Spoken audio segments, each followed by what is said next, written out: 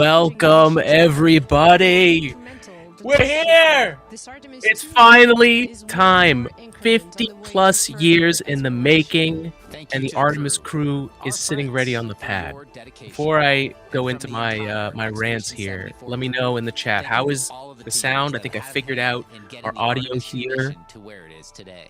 Thank you, Alex, for the intro. We whipped that together right before. All the nerves going crazy. Gotta put my hands to use somewhere, you know? Let me know how sound is coming through. We've got the broadcast on lighter in the background. I'm going to bring that up so you can hear it a little bit more. We learned so much there, and we're going to learn so much more from Artemis. A little bit light in the background, but hopefully you can hear that. We've got a few people are going to join us today. What up, Cosmic Arc? What's happening, brother? How are you? Welcome. We're here, folks. Finally here. Everything looks and sounds great. Fantastic. One of the exciting things about the Artemis missions to the moon is that science is actually a fundamental pillar. All right, folks. Welcome to Today in Space. We're here for the Artemis 2 launch, the first mission around the moon in 52 years since Apollo 17, December of 1972. Anyone born after that has literally not been alive since human beings have been around the moon again. The four astronauts, Weissman, Cook, Glover, and Hansen, are going to be traveling around the moon, a free trajectory around the moon and back, for us to take our first step towards this lunar campaign that NASA has planned. We just did like 3 massive episodes covering the 7-hour stream that NASA had last Monday. There was so much to cover. We split it into 3 parts. You're getting mostly my reactions to that live. So if you missed that live, totally okay. We've got 3 episodes for you on the podcast. But today, we're here for Community Hangout. We've been doing these live hangout streams for a while. They're always a ton of fun. And it's just so nice to bring everybody together for this historic moment today. Cosmic Arc says, good, stoked for the launch. How have you been since the Texas meetup? Dude, Landon, I've been good, man. The Texas meetup was awesome. I still have my Texas meetup badge. It says kindness always wins. It's from the 2026 Texas VFam meetup. VFriends has been it's an amazing IP. It's this thing put together by Gary Vaynerchuk. Big shout out to them. They're doing something that I think will eventually line up very well with these moon missions. They have characters like the adventurous astronaut and the adaptable alien, 2 of my favorite characters. But they're teaching people about the soft skills, like the being human part, right? So through that, we met a lot of people. The VFam is the community members that put together events. The Harbuck family, Ben, Sam, Megan, everybody, Tiny Chewy, everybody over there in Texas, in Lufkin, Texas. It was an amazing time hanging out with them. We played TCG, so we had trading card games, because this is a space science podcast. Why wouldn't we have nerdy things like trading card games? So I've got my deck here. We had a blast just hanging out with a bunch of people who are just seriously awesome people. And more importantly, just as someone who runs his own business and it has to do stuff like this, go live, I've learned so much from the people in this community. So VFam, shout out. It's great to have you guys here. But Lufkin, Texas was awesome. And now our focus is on Florida, Cape Canaveral, and the NASA Artemis mission here. So they haven't closed the crew door yet. They're still getting everyone settled in. We are here hanging out, and I am going to bring on our first guest. He is my co-host from the Layered Insights podcast, a 3D printing podcast that we just started, because yes, if you have a podcast, why not have more than one? And I couldn't be more excited to bring on my co-host, Matt Guy. Welcome, hey guys. Sir. What's going on, buddy? My astronaut t-shirt on. Yes. Yes. How you doing, man? Have you been watching coverage? No, I haven't. I've been too busy with my own stuff, but it's okay. I mean, you can catch me up. I know a little bit. This is what I knew was the mission was scrapped a couple of times, right? Yes. So so Artemis 1 was a few years ago. I went to that. That was just a robotic mission. That was a lot of fun. Yep. I got to park on US-1, which a lot of people did overnight. They had a spot right on the water to Oh wow, watch the Artemis launch. It's one of the coolest things ever, but you have to get there at like 1 in the morning, it's worth it and though. it's so worth it. You sleep in your car if you can sleep, and, yeah, that was so awesome. So that was a robotic mission. Now, this mission has been scrubbed since, I think, February, I think it was, but, they had hydrogen leaking issues. Yeah. So, hydrogen, literally the smallest element that we have, doesn't like anything. It's gonna escape from anything. It even escapes from welds, which I didn't even know. That's just wild to me. So, it can even escape through welded metal. They took it back to the vehicle assembly building. They took a look at those, mating surfaces. I guess what happened, and this is part of the challenge that the Artemis mission has been having, has been that they had, like, 11 months between, you know, when they put the seals on and Yeah. had it sitting there in the VAB. So, I mean, you're an engineer, you know what happens when things sit for too long.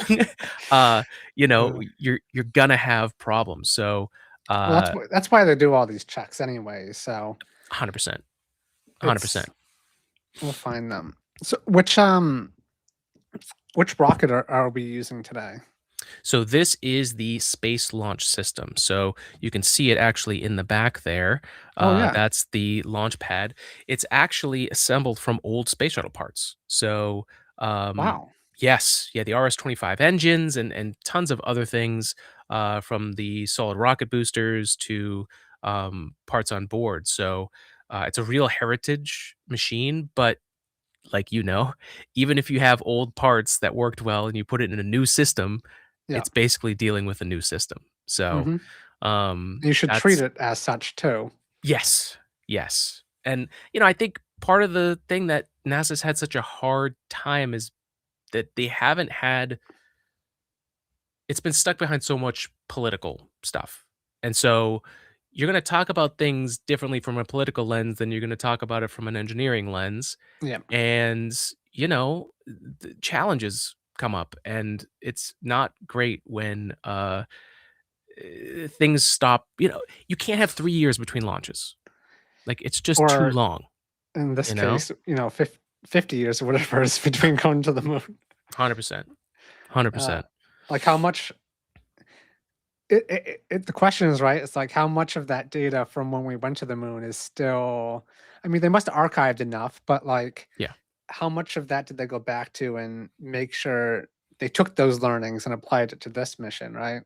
Yeah, and then the other thing, which we've experienced working in tech, what's the turnover of the people and the tribal knowledge? Yeah, that's true. Right? So, like, luckily, when the Apollo program ended, all of those brilliant people that brought us to the moon wrote basically like a manuscript instructing us how to go back if we did it Hmm. again in the future. That plan was not the Artemis rocket, unfortunately. Um, the Artemis rocket was built to keep the space shuttle parts going, right? To keep those contractors to have business. It was made so that people in certain areas of the country kept their funding because Congress funds the rocket. So, Yeah. um, all of those problems aside, it's here. They've taken it out to the pad multiple times. They've fixed the problems that they've had, and knock on wood, fingers crossed, um, they have had no issues fueling the rocket today. They're just replenishing the rocket. The crew is loading up on board, and we're looking good. I mean, it's amazing what having a good leader in place does Yes, to change everything. I mean, definitely. Jared Isaacman was put in place a year later than you would have any other administrator. They spent a year with an interim administrator, a lot of closed door meetings, a lot of people getting laid off or being told you got to buy out so you can leave. And it was a really scary moment just months ago where it looked like NASA was going to get the chopping block for funding. And luckily, even though Jared was chosen and then removed and then added back, he's in there and he's doing a tremendous job. So It's crazy very that lucky. he hasn't been there that long, but we're already, he's already able to see this and get this to this point. Yeah. Yeah. And putting the most important thing that I saw from those talks, you know, um, not that long ago, from a week ago, was NASA is talking about the stuff that nobody wants to talk about or didn't Oh talk yeah, about. you're telling me about this earlier. Yeah, I mean, even the Boeing Starliner incident, weeks before that, that was a moment in NASA leadership, again, only a few years ago, where the people in the media knew about it. There were leaks coming out about the fact that that thruster was not right, that they could have had an issue. Now, in retrospect, some of the astronauts have talked about it and how terrifying it was that that thruster failed. But from leadership, from NASA at that time, silence. It's not a Yeah. problem. Don't worry about it. And we know how that is to Yes. It work sounds under. very That is familiar. very familiar. Not a good thing to be an employee and from the public, right? This is a taxpayer funded thing. Hmm. Not a good thing to do. And so Jared Isaacman got in there. One of the first things he did was to say this event is should be classified just like the Challenger incident, just like the Columbia incident. We got the astronauts home. They Yeah. survived, but you Yeah. have to classify it that Class A incident. That's what they need to do. So that was like the first crack in the armor of, will this guy be a good leader? That's a terrible metaphor, but in the haters armor, they're still gonna hate regardless. Um, then after that, they had this whole public review where they reviewed the Orion heat shield, right? That's another I risk remember that. Yeah. that we're keeping an eye on here. The Orion capsule on Artemis 1, there was a difference. So not Artemis 1, on the first test flight, which was back in 2014. I remember covering it. It was Wow. the first year of the podcast. Um, that heat shield is a different heat shield than the one they used in Artemis 1. Well, And we've come such a long way in technology and materials too. it's crazy. It's wild. Um, so my ADHD is spinning here, but that first heat shield worked well. Artemis 1, uh, they're doing this free return trajectory, right? So it's essentially what Apollo 13 had to do to bring them home. Oh, okay. Yeah. Because of that free return trajectory, uh, you're going to be coming in real hot to Earth, which means you're going to need to use the atmosphere to slow down. Slow down. Yeah. In Artemis 1, they pushed it so that the heat shield would experience more, and they wanted to do a skip reentry. So go in, drag a bunch of atmosphere, slow things down, pull back, and then go back in. Oh. There was more chunks out of that heat shield than they expected. So, Yeah. Well, they're pushing it to the limits. 100%, 100%. And there's astronauts who worked on the space shuttle program and specifically on those incidents after they happened that were not happy with the fact that they were reusing that heat shield. And again, these are all things that happened before this administrator. Hmm. Uh, but to Jared's credit, he let actual, you know, reporters join those meetings as those people were, bringing up their information, their simulations, and stuff like that. So, you know, I feel confident about it. They're not doing that skip reentry. Only time will tell. Obviously, I think Was that that's done as more of a worst case scenario? the simulation or the Yeah. skip reentry. The skip reentry. I don't know the decision there. I Okay. don't know uh, it, and to really put it in like an aerospace perspective, um, we don't have the technology to really do the mission as maybe we would like it, right? So like the Orion spacecraft is left over from the Obama era that Hmm. was going to be used for a totally different purpose. That was going to be used to mine asteroids and then uh, they decided, well, we'll keep it so that we can use it for the ISS as like an extra ship because they didn't have one because they retired the shuttle.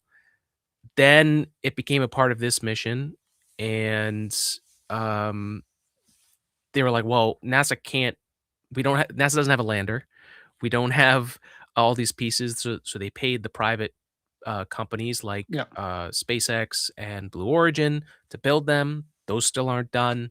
Um, so we're kind of like hodgepodging the tech we have to make a mission that works. And so the free return trajectory is kind of the way to do that. So Was and the get things original started. plan for this mission to use a SpaceX rocket or no?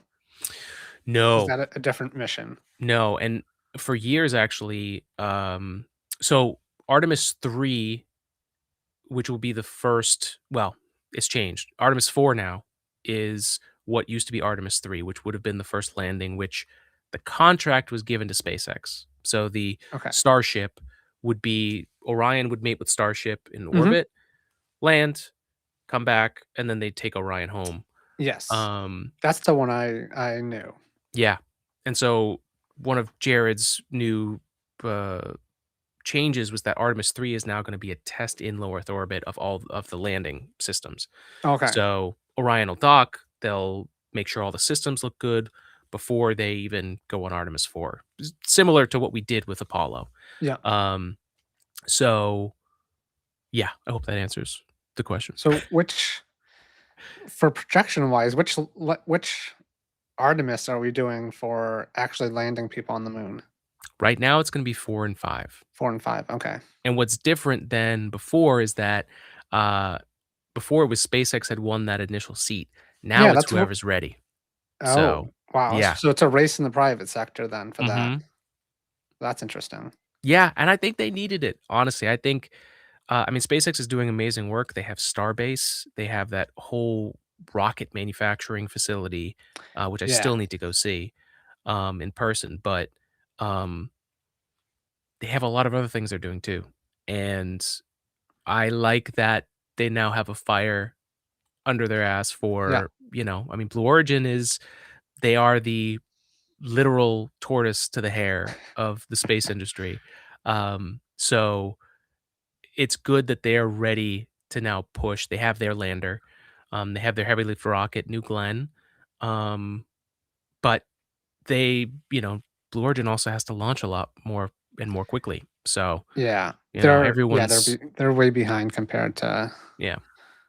And well, I can't say if they had a higher failure rate because I don't think they obviously haven't sent as much stuff up as SpaceX, so that's not fair to judge. Yeah. But Uh Landon here says, "Are the astronauts just laying on their backs until launch?" Yes, they're literally they're gonna be like this for hours at a time.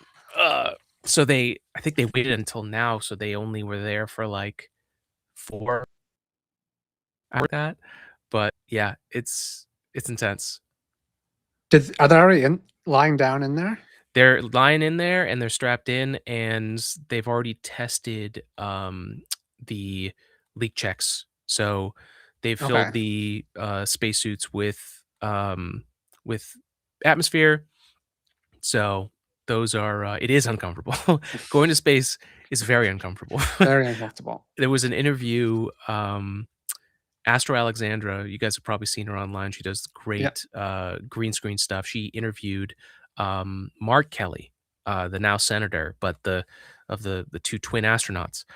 He was describing what happens when you get to the space station, and as soon as you open that hatch, you're immediately hit with the odors that are in the space station, locker room, Yeah. like laundry, bo, like, because that's the reality. I mean, jumpsuits, if you've ever worn a jumpsuit, they are number one, you have to take the whole thing off for anything, Yeah. and then you're living in it. So It's also such a confined space. yes. It'd be interesting to learn more about the air handling in the space station or even in the ships too. Yeah. They have I was listening, so throughout the weeks they've been doing like every day the leadership teams have been coming on and giving updates. Um, and what they have a CO2 scrubber so that it will like purge out air um, from the spacecraft, but you also need to counteract the thruster, use the thruster to counteract it because releasing that air is Oh, also, giving you yes. angles. So uh, it's fascinating. There's the I'm surprised they systems don't on try to board are crazy. collect the CO2 and use it for something. I can't think of what you could use it for, but Mm, maybe there isn't a use for it. it's a good thought. I guess part of the decision is like how you have to always be designing a system on how much you weigh. So that might have been a system they just decided was not worth the weight. Yeah. Um, No, that yeah, makes sense. yeah. But this is another example of like how things are changing. You've got the um, capsule, right, which is kind of the classic way of going to space. That's what we have here with the Orion capsule. It's I don't think it's 50%, but it's close to 50% bigger in volume inside than the Apollo capsule. So they have Oh, more room wow. than that. I think the displays move up and they're able to have like the center area. They're more like Um the Dragon capsule, how a everything little bit kind more of like that, yeah. yeah. Yeah. Um when things like Starship get built and they're able to have humans on board, I mean that changes the whole game as far as like what it's like to be an astronaut on a mission like this. I mean, you'll have a uh at least I think it's more than this, but at least a school bus size of room to move around, and just in free room that you're able to move in. But you could bring potentially up to 100 people. That's what they Yeah. say on a mission. So if you sent a complement of 10, you're going to have a lot of room. You're going to have a lot of extra stuff you can bring on board. Um, so that will revolutionize how we go to space and do missions and stuff. And I know the Crew Dragon from SpaceX that they use to go to the space station and a bunch of other private missions. Um, that's like top of the line as far as capsules are concerned. So Yeah, they're very nice. yeah. I feel like they're very astronaut forward, like user Mm, um UI forward. yeah. It'd be No, interesting to it's see. I don't know if you know this, but like so obviously we're in a more modern age of computing. So mhm, I wonder how powerful the computers are on board. Everyone likes to talk about how, back then when we went to the moon, we were using a computer that was less powerful than a TI-84, right? yeah. I wonder how up to date the computers are now that's in there, and also how much the controls have changed. Back then it was all buttons, knobs, and probably not too many displays. And now I know I think the Dragon capsule is I don't want to say it's all touchscreen, but it's a lot of touchscreen, right? Or is it still a lot of Relative to knobs? even this Orion capsule, yeah, Yeah. it's 85% Wow. touchscreen. Yeah, so much is run off of just that alone. And they have That's tablets crazy. as well, Yeah. that I think also do control. Um, Crazy. They almost have like their home lab, right? Since their shuttles, their home, everything can be controlled from the tablet, right? Like their little smart home. Yeah, yeah, it's crazy. Let me do a quick reset here. Welcome everybody to Today in Space. I am Alex Girofanos, your space science podcast host from the East Coast. I'm joined by my co-host from Layered Insights, a 3D printing podcast, Matt Guy, and we are waiting for launch here. We still have 2 hours until launch. So thank you for joining us. If you have any questions, please leave them in the chat. We'd love to hear from you. This is a community hangout. So we're hanging out. Matt and I are gonna shoot it and talk about stuff. If you have any questions, we're here for you. Bring your curiosity, and yeah, let's listen in a little bit. I muted it because it's always too distracting to have all that stuff going on. Let's check. signal to a rocket in case it veers off path. So it's a very critical, important safety component in terms of how the range keeps the public safe. It's amazing. here. We understand that the flight termination system Engineering they're behind all of working this. An issue. I love just looking and And analyzing. so as This they is such a continue to sweet work view. that issue, they've asked for Are the those some checker assistance from squares? the launch Do they use team that for to some help type of verify some camera the work that capture they're stuff? doing, Yes. on Yeah. their FTS system. Good eye. And, cool. and this is where it gets Yeah, they're standardized and a pretty everything. unique situation here. The When you assistance think they've about asked all that for stuff, is to verify like how much the- standardization what's goes going into on with their it, and system. They wanna check all the it to see Well, you have to what have they're it. doing is You know, okay. you want to reproduce in order to do something that, successfully the over and over and over FTS, again, right? Console Yeah. operator hello over, inside the hello firing over room on YouTube. has Welcome. been asked to help them verify it, and the way that they're going to do that, and the solution that he proposed wonder how to hot it check is and in verify Florida the right now. system with the launch director, and she gave the Must be approval, pretty warm. I mean, is it's to pretty I assume it was expensive warm 75 here. here today. I was on a heritage walk. know. equipment It's like from inside 30 the VAB yesterday. that was used now during it's the space 56. shuttle Of course it program. is. And this equipment is able to Let's see. receive commands by the range through the flight 79 termination degrees system. in Orlando. And so with this piece of equipment, this console operator who works FTS stuff. was granted permission to go and go over to the VAB next door and get this equipment that he's very much aware of and use. And if you during guys are the over space on shuttle Fitting An era. Adventure, we are And so that is co-broadcasting in with our work right friends over now. there, The bottom line of all Angela this and is, Vince. at this moment, the They will range be is joining no us go. later. They But are that is not stopping us from moving going to be coming forward in the live countdown. from the We can beach, continue looking to, at launch. So process and around work 5:30, they should be countdown. joining us. But The closeout if you crew were will continue wondering to do their where's the work, RV, and the where's launch the team will adventure, continue to do their work as well. we're here But we'll and keep you we're really updated happy to on be what happens, co-broadcasting in with them. So regards if to, you're joining from there, as far welcome. as my understanding goes, a pretty unique situation here with trying to Oh, did bring you see the resolution and kind of 250th help out the situation that we're anniversary seeing at the range right tag now. on the And that's the booster? latest here from the fire. No, I think I was missed cool. that. Send it back to Megan and Nicole out the host desk. That's what's Thank you, you Daryl. go Yeah, into it's like very unique, standardization at but I think NASA, it right? speaks to So the you've got ingenuity of this team, right? To you've say, got all the different hey, types we of NASA have logos. You've this got the equipment worm, at which the is VAB. the Why don't red we leverage lettering it from to the try old to solve days. this issue? That's And on we're- the solid Yeah, rocket what a booster. great example of human creativity. Side right? We know there, this you've thing got exists. Let's the go solve this meatball problem. up We have in the time, top right like there. Daryl That's said, we're what going to that one's continue to called. march down the countdown. They come with So some we'll fun continue names, to get huh? the rocket It's and the great. crew ready, It's but great. we still have And that then 2-hour there's window, the so in the meantime, the let's try to blasphemous figure out worm what's ball, where you happening, combine the with the two range. logo styles. Okay, I think Yes, yeah. Speaking yes. of the range, what is the range for people who Brofit, might not Brian, watch rocket hello. launches with us Yes, on Sure, pretty yeah. So unique anytime that you launch a situation here. rocket, you have to It clear is, and the now airspace, it's right, more in the handsome launch now that you're corridor, here, so where sir. the So, rocket's welcome. flight path is going to Welcome. go. You have to make sure that What's that our, whole airspace is clear. What's the badge look and for this? so Look we like actually for this have, mission? assets. Ooh, the, good the Space question. Force helps us out with this one, but Let we me want pull to that make patch sure up. that there aren't airplanes in the way and there aren't other, I maritime was at assets in the way or things you like know, that. I was So at there's Houston a whole group of earlier people this year. talking So it was, about I was Yes. at the It's Houston great, Space right? It's Center. a So it was cool looking at all the. huge team sport. They had a So big there's wall whole with group every here on the mission with all ground that the is monitoring that astronauts launch and then corridor the to make sure badges it's clear and associated ready with to go. each one.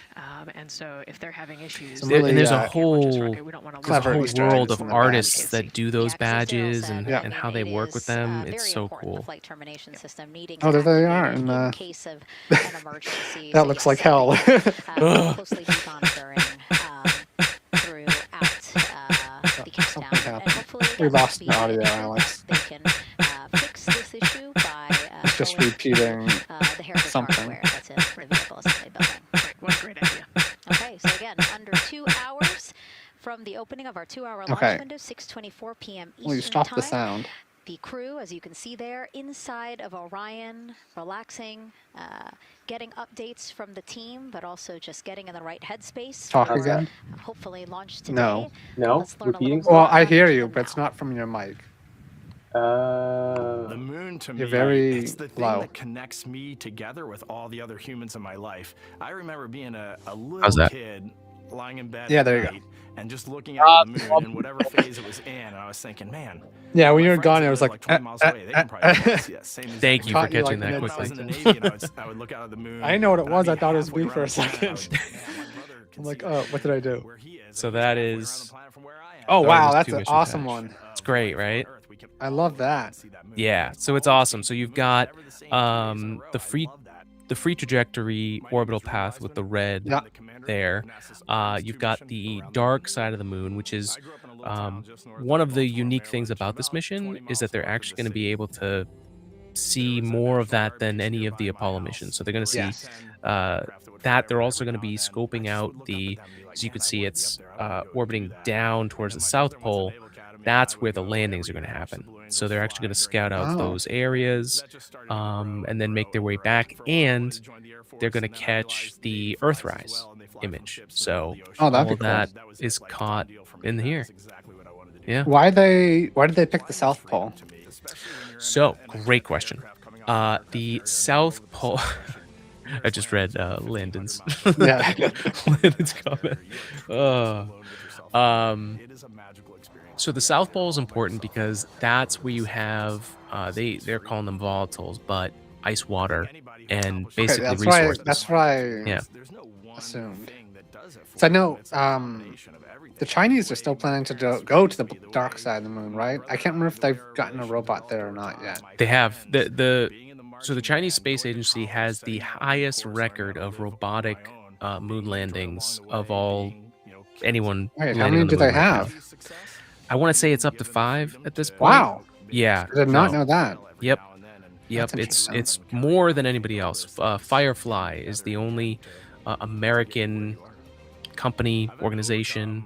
Not even NASA has landed on the moon since Has the Apollo missions. anyone else sent robots to Mars, or has it just been us? Yes. So Israel tried for the X Oh, yeah. Prize. Yeah. They, like many, impacted the surface. India successfully landed robotically Oh, with wow. Chandrayaan 2, I think it was. And then who else tried? Japan has tried and failed, unfortunately. But again, it's very difficult, especially using brand new tech Yeah. and all those things. Intuitive Machines, which is The audio. I think we lost on the mic again. oh no, Oh, now you're fine. oh interesting. You have a loose wire somewhere? So weird. Let me check. How's that? Yeah, that's still good. Okay. Okay. Now is not the time for these problems. Well, you want it now before they actually take off. That's true. That's true. Oh man. Where was I? Where was I at? Oh, Mars robots.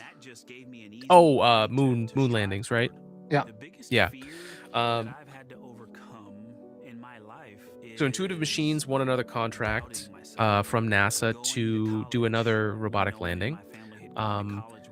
A lot of what we need to do with the moon right now is bring a bunch of stuff there because now the Yes. plan is to build a moon base. Yeah. So you've got to send solar power stations down there. You've got to send communication relays because we're going to be inside of these craters and there's no communication network. You don't even have like a string or constellation of satellites to communicate Oh, with. yeah. So you've got to like set up beacons at the Or we edge need of like those a craters. Starlink type system. Ideally, I around think that's moon. what they'd want. And now with someone like Jared in place at NASA, he can more easily usher that stuff in and help because Or even just yeah. there could be a good argument for like, remember those the CubeSats or the Mhm. the cell phone sats? Just Yep. having, I mean, you could 3D print those and send them up from the moon, Very right? true. I would probably save money. Yeah, we've talked with a few companies that are on the podcast that are dealing with 3D printing on the moon. Space Copy comes to mind, Madison Fian. Yeah. She is out there getting the word out for the company, getting funding, getting things ready. But it's so cool that in the NASA coverage from last Monday, they're gonna dedicate a portion of the moon after they make the base to manufacturing. So they're actually Manufacturing, gonna, wow. yeah. So 3D That's printing on the awesome. moon is gonna have its own place in the official plan, which is just crazy. That is crazy. Yeah. All right, let's switch to this because we're learning about the crew His here. mom said to him, "Don't worry, Ronnie, we'll never get there." Fast forward maybe 70 years later, it's his daughter that's actually going there. And I think that long arc is something that we can all learn from. The idea that the seemingly impossible Have all these astronauts becomes been up possible already? if you just believe in Yes, it so and are willing to Christina work Cook hard and come together to achieve it. has been. My She name is actually Christina Cook, and I'm a was a mission part of the specialist first for NASA's all-female Artemis 2 spacewalk mission with Jessica around the Meir. moon. I thought I recognized her, yeah. Yeah. When I look back and my dreams as a kid, Victor I definitely Glover never has thought flown I on would pretty actually much get every. here. I was So he's a very pilot. pragmatic. He has Even though piloted I'm a dreamer, I knew that the odds were every way against vehicle? me again, so I might as well do something maybe I'm besides loving the in the Soyuz, but he meantime. might have had experience with the I Soyuz. definitely But loved science and math but in school, he's and now he's you know, got did pretty Orion. well in those things, So but I also loved being active. I was always that's really cool. outside. I loved things that made me feel small. I loved looking Weissman, at the night sky, he oftentimes is between the pine tree branches. a veteran or I loved astronaut. the ocean. He was space North shuttle. Carolina also has mountains, and when we go there, but I I'm just love pretty the sure he was space vastness of shuttle, all of those and things. I I'm loved also how they sure made me he feel and what they flew made or me at least think trained on about, and the Soyuz. vastness of the universe and how much And then out Jeremy there there Hansen's a was to rookie learn. Canadian I'm astronaut, drawn so to he actually has exploring. not I'm been to drawn space. to challenges Yeah. that involve But both he's mental and hilarious. physical, So and look I out much for rather be him, solving problems, 'cause he'll wearing make a you whole laugh. lot of equipment and in a harsh environment, and that's just something I've carried with me ever since I was a kid. Thinking about the fears or challenges that I've had to overcome, there are just so many. I mean, basically, it's just been, that has been the journey. I always say to people, do what scares you. And that means I have to follow my own advice. So doing what scares me meant getting on a plane and going to the Antarctic, getting on a plane and going to study abroad in Ghana, applying to become an astronaut, opening the EVA hatch in the airlock and going out of it into the darkness, strapping myself onto a rocket.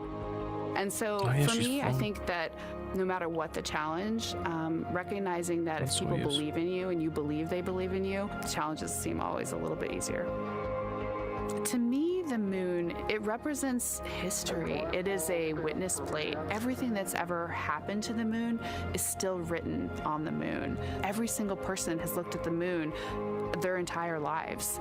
We see the same moon. That's something really special. It's just the epitome of a symbol of something that's in each of our hearts, but that's also represents exploration and reaching. I have this very There distinct he is. memory of seeing an image of an astronaut standing on the moon. It's burnt in my brain because I went back to it so many times in my childhood, and I would look at that image, and I know it had a huge impact on me that humans had walked on the moon. My name is Colonel Jeremy Hansen. I'm an astronaut with the Canadian Space Agency, and I'm a mission specialist on NASA's Artemis 2 mission around the moon. My elementary school years, I grew up on a farm outside of London, Ontario. I spent as much time as I could with my dad on the farm. I learned the value of hard work, for example. If I wanted to go to work with Dad, it was going to be a long day, and I was going to have to not complain, or I wasn't going to get to go the next day. I had a treehouse, I had a vivid imagination, and I changed my treehouse into a spaceship. I made all these dials and controls. I had circuit breakers for switches that I found in the barn, and I was exploring space in my imagination. The most important thing I did to get to where I wanted to go in life, which was flying fighter jets and eventually becoming an astronaut, is I shared those desires with other people. And it turns out, just like you don't go to the moon on your own, if you could, I would have done it a long time ago in my treehouse as a kid. You have to go as a team. I think the biggest impediment to achieving my goals was, of course, myself. And I think that's a common human experience. There are many times where just little things would get in my way, and my immediate interpretation of that was, well, now that goal is out the window.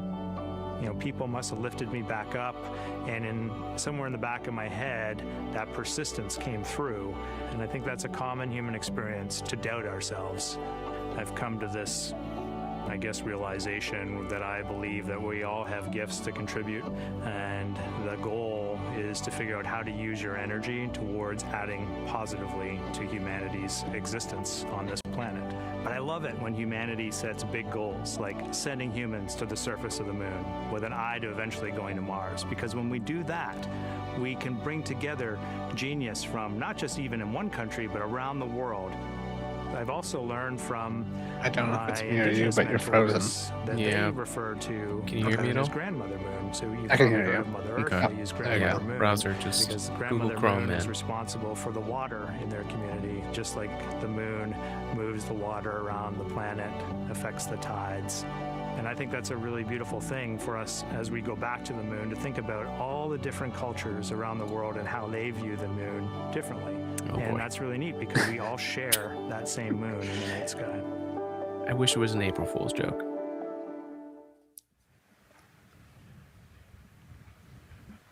Well, that was awesome. 1 hour, 38 minutes and counting until the I want to talk opening of about Artemis 2 launch something vehicle Landon today. wrote here in the Yeah. comments He here. brought up a good point. Yeah, it's crazy how important the moon is to humans evolving the way we have. I mean, oh man, my video is just tanking today, but 100%, dude. Like, to think about how influential it is in all of our, like, oh my god, I'm looking at my activity monitor and all the Google Chrome stuff open.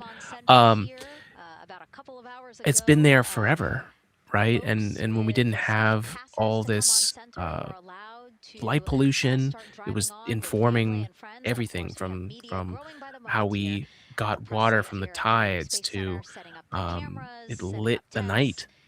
You know, like, it's really, I have to digest that because that's just such a great point. Matt, do you want to say I something? mean, the tides is from the moon, Mhm. right? Like you said, lights up the night. So, before all the electricity we had, even the animals, I'm sure, it helps people, the hunting at night. What else? I don't know. I think it probably helped us keep track of some time and other stuff too. Way back in the day. I could be wrong about that though. And so let's take a look now at people who are Yeah. watching. No, it's I mean, it even informed the calendars in a lot of different Yes. ways, you know? And then it also became this kind of beacon for this technological marvel after they kind of thought, oh, someone's gonna get there first and drop bombs on us. Like, it's wild. It's also like, besides the sun, right? It's also it's the other only thing we can see and identify with the human eye. Yeah. Sure, you can see some of the other planets, but with the human eye, but you really can't. You can really only tell it's a planet, right? If it's slightly flickering or something. But the human eye, we wouldn't be able to identify it as like another huge mass in the sky that could be, walked on or lived on. Yeah. Yeah, it brings up another great point. Isn't it protective as well because it catches some of the asteroids that would have hit Earth? Absolutely. We'll actually see when they get those other views of the other side. Oh of the yeah, that'll be moon. interesting. Yeah, that's gonna be really. I mean, it'll be really interesting to something. see that compared to the front side, because obviously the front Mm. side has a ton of large craters we can see from Earth. Yeah, But how much more worse is the back side of it, right? I know. Because it doesn't have an atmosphere to burn up any, even smaller size things just impact it without burning up because there's no atmosphere. hmm I think I may have figured out what was going on. We'll see if it plays nicely, but I've been fighting internet problems recently, and for whatever reason on the Mac, when I have it plugged into Ethernet and then the Wi-Fi is still enabled, it Oh. is not happy. So we'll see if Doesn't that automatically. it should. But Oh. this is old Mac on a slightly over recommended OS. So, there's weird things happening. So obviously this is not going to be a landing as we've discussed. They are going to be coming with 4,000 to 6,000 feet around the moon's surface, and this is going to connect us directly to our past. Those Apollo missions did have 6 lunar landings, and the Artemis campaign is looking to build on that past by going back to the moon, staying longer, and then going farther. So how are we going to do that, and why? We have obviously talked a little bit about that lunar South Pole, and we are focused specifically on the far side of the moon for this one for a specific reason. You might have guessed we're going to be looking for some resources, especially, and that's going to be water or water ice. That is going Magical to be giving us some H2O. really critical pieces for future missions. And as you can see Yeah, here, look at we how have identified 9 potential landing debris zones. filled So that this is is. going to be a critical Just impact objective craters. for our crew.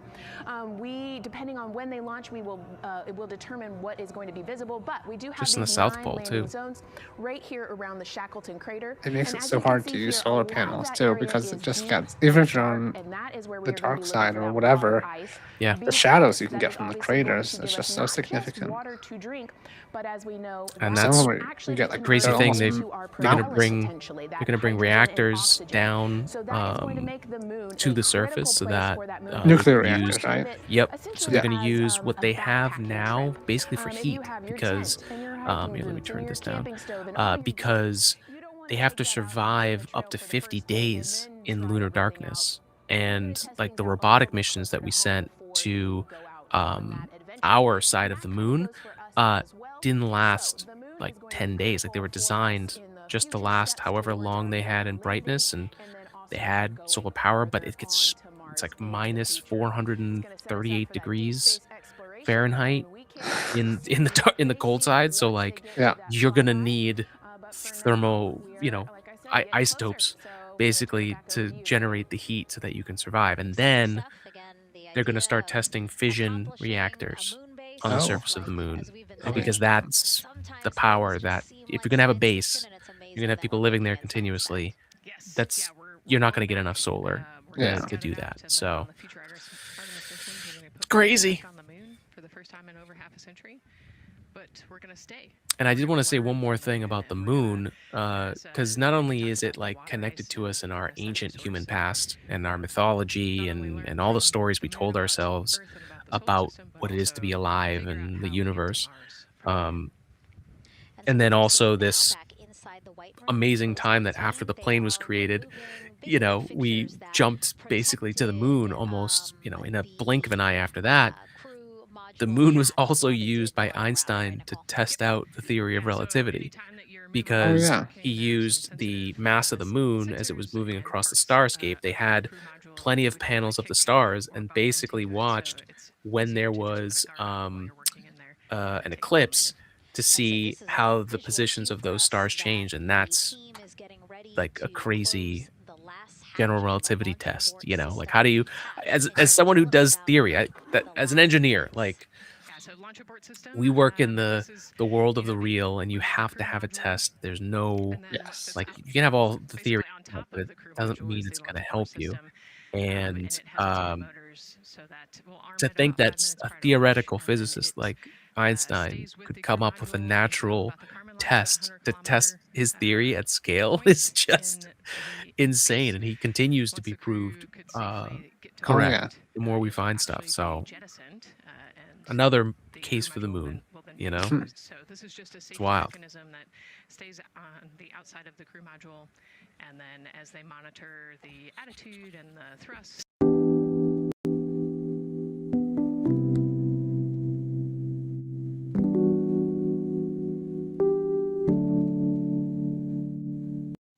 Oh.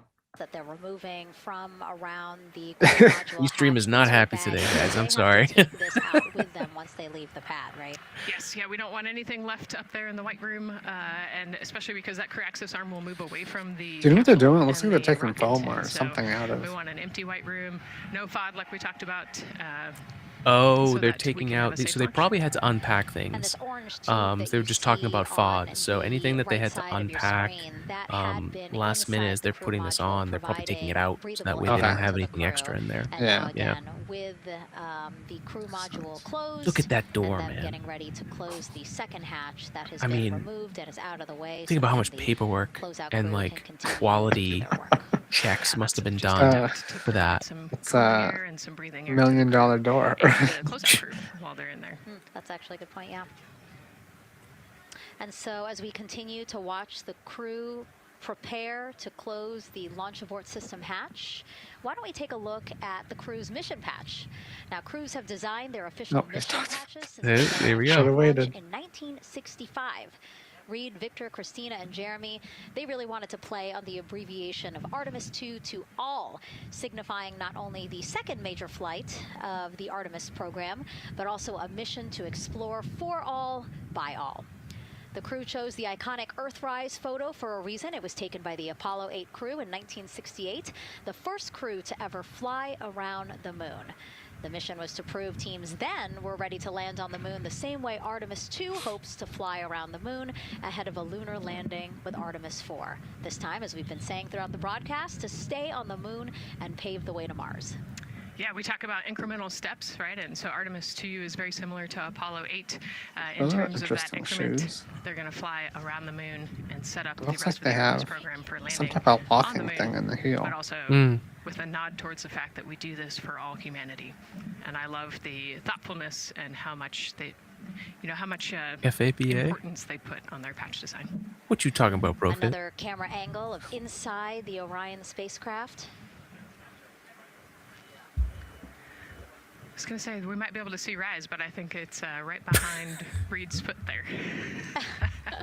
I love you, man. So to orient people again, so basically we have Christina. I'm just sitting here in trying to your figure out upper right right hand. Nope, sorry. It's Christina in damn your upper left-hand corner. For all by all. Then you Ooh. have Jeremy below her. And then the feet you're seeing, those are Reed's feet. And then next to him, the upper right-hand corner, that is Victor, who's unfortunately hidden by Reed's feet. But again, that is the orientation of the crew inside Orion right now. Crazy. Yeah. Now, earlier this week, the crew got to stick their patch on a wall just outside the suit-up room. We can play that video there now. You can see that crews have been doing this as part of a pre-flight tradition again. Wow, Reed just making sure that thing won't Gotta make come sure off. it's flat. And so now Victor is Yeah, signing there. I do love that tradition. The white room. Followed by Christina. And then Jeremy. That's a fun tradition. And your patch is up there too. It is. Yeah, ours is on the left-hand side there. Yeah, it's a fun tradition. This is a Jeremy's really so fun tall, day he's too. getting They cut did off this by a my couple days overhaul. ago, but it's just another step must that be makes it a old. little bit more real that you're going to Well, be what's launching. crazy is like Christina is the only one that's like the best size to go Yeah. into a capsule. So everybody else is really tall. Again, we talked a little bit about this before. The basically like a computer there on Jeremy's leg, a way for him to just check out the data, see some of the data that also Reed and Victor are getting to see, but in those much bigger displays for Orion. For all Right, by yeah, all, it's baby. basically a tablet on his leg, and it's actually plugged into a cord nearby that allows him to have a screen repeater so he can see what they're looking at.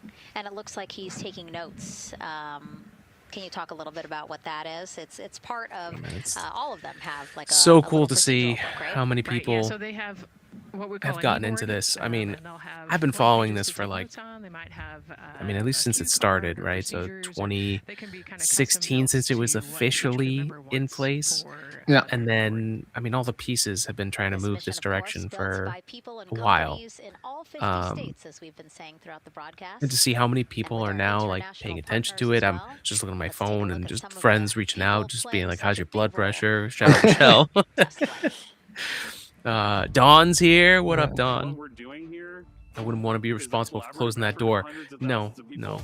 me either. This is about Although the you would parts, have all the hardware, steps. the You'd have to software, the memorize that. Services all coming together to make that mission possible. My dream for this space program is that we would not just push the boundaries, but that we push them together. And liftoff of Artemis 1. We rise together, back to the moon and beyond. It takes a team to do great things. And Artemis has an incredible team. We have international partners. We have commercial partners and industry partners. It takes unity to accomplish great things, and that's what this mission's all about.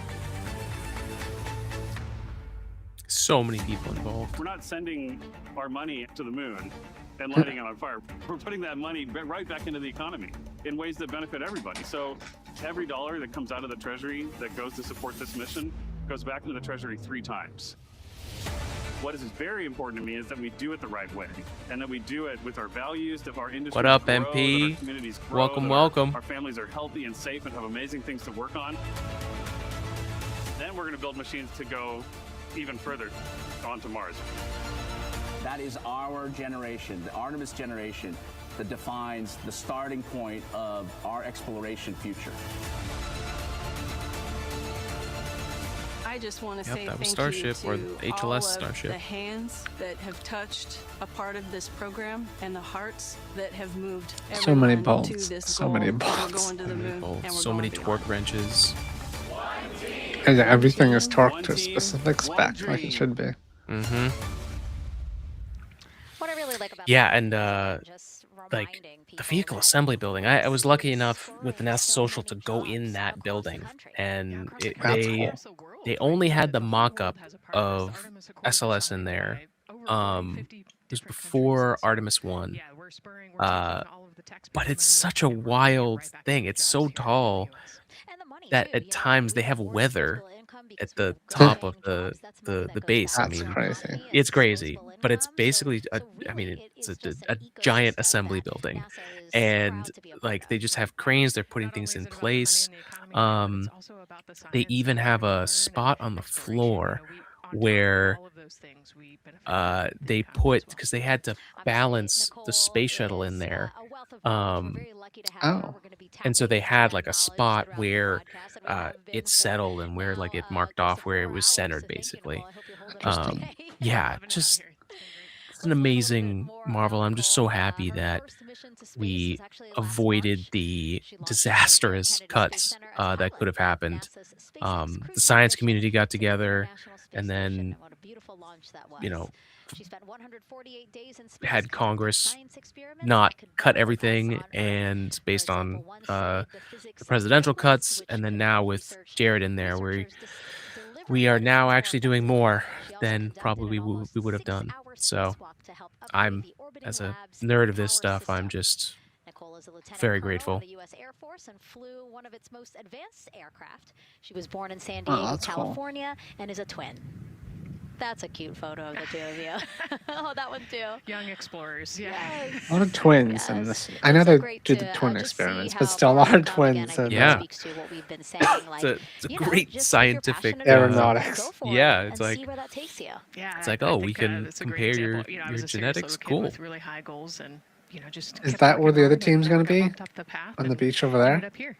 Behind And them? it, you know, I think it's a testament to So to the they, human, like I'm we not talked about, exactly you know, if sure. you're willing to I know work they're hard, being a team driving player, you can really to, get anywhere you they're want going in life, to and the that's what I love to talk Apollo about. Christina section. has This is mentioned Fitting an similar Adventure. things, and so, Angela it's and been kind of a Vince. theme for the day. Yeah, definitely a theme for the day, a theme me for the see. team. The team has said the They're same. getting the set crew up has said the right same sort of now. things, so absolutely, Nicole. Thank you so much They're at for Cocoa being Beach, here, and hopefully actually. only a Oh, little okay. bit more You know, until Oh, launch nice. today. that's where they are. So today's Artemis 2 test flight will mark only the 7th time NASA astronauts will launch on Yeah. a new NASA spacecraft That is designed fun- for crew. fun And then place to controlling the watch. flight will be Mission Control in Houston. Our Gary Jordan is inside with flight controllers. Hey, Gary. Hey, Megan, you are right. But This is shout a out to Fitting an Adventure, who is co-broadcasting with us today. So if you're looking for RVs and you were looking for traveling adventures, that's why we're here. So they will be joining us. We talked 5:30, so we should get some live updates from the ground in Florida, from the Fitting an Adventure team. So we're just waiting for them to get set up. By Capcom Stan Love during ascent, and some are a little more subtle. These calls can be split into two categories: alternate main engine cutoff or MECO targets, and aborts. First, there are 2 alternate MECO targets, or AMTs. These note milestones to give flight control teams and astronauts an idea of what would happen after that moment should the core stage lose one of the main engines. First is AMT low. You won't hear it called out by the crew or Capcom since this happens right at liftoff. If the core stage loses one engine at this moment, an abort once around option could be made at main engine cutoff, meaning the crew could target a splashdown in the Pacific. The second is AMT high, which will be called out by Capcom's Stan Love around 22 seconds.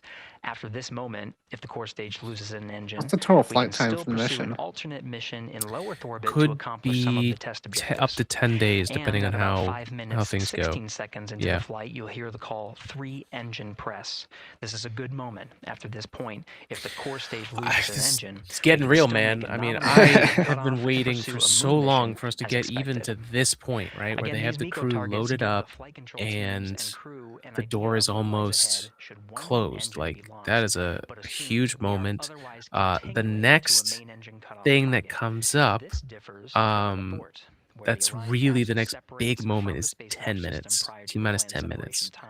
At There that are point, abort options automatic at systems every start moment going in that integrity place, is attached to and Space that's Launch System. one of the Add final to more places than where you 3 can kind of hours stop into the mission. and do Yeah, an they abort start doing all or the other checks. delay. Flight, there Yeah, are 3 exactly. abort options. First is the use So we of still the have launch abort plenty of system, time which you before see at the that, very but top of the rocket, and here in the White Room where the hatches welcome open to and teams are Maurice working to close them. 8893 over on This Twitch. Welcome. particular Hello, abort mate.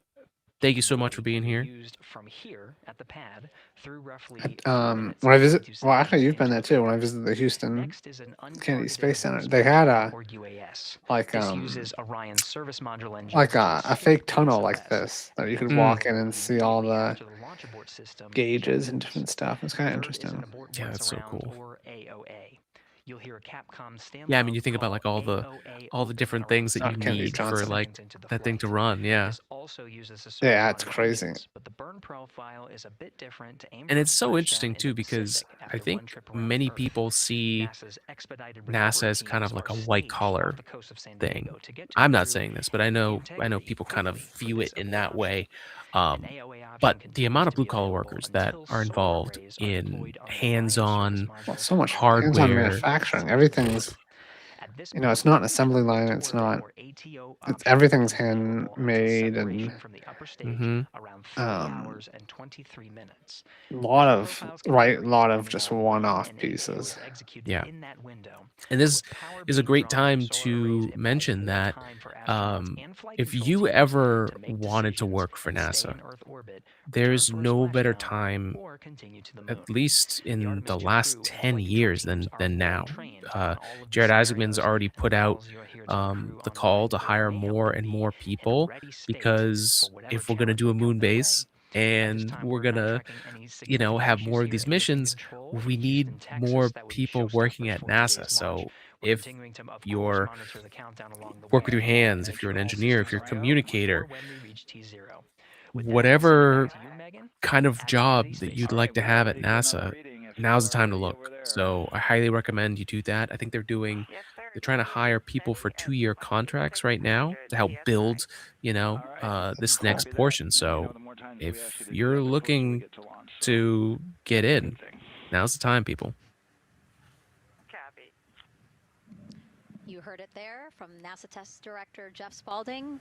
The more that they keep on asking her how the pressure is holding in the counterbalance assembly mechanism is a good thing, because it means we are getting closer to launch. So that's amazing news over the loops that we just heard on Orion to Earth 1. Again, that communication channel with the crew. But now I want to get back over to Daryl with the launch team. He has an update now on the flight termination system that the team was tracking. All right. Thank you very much, Megan. And we're getting an update now from the launch team as we speak.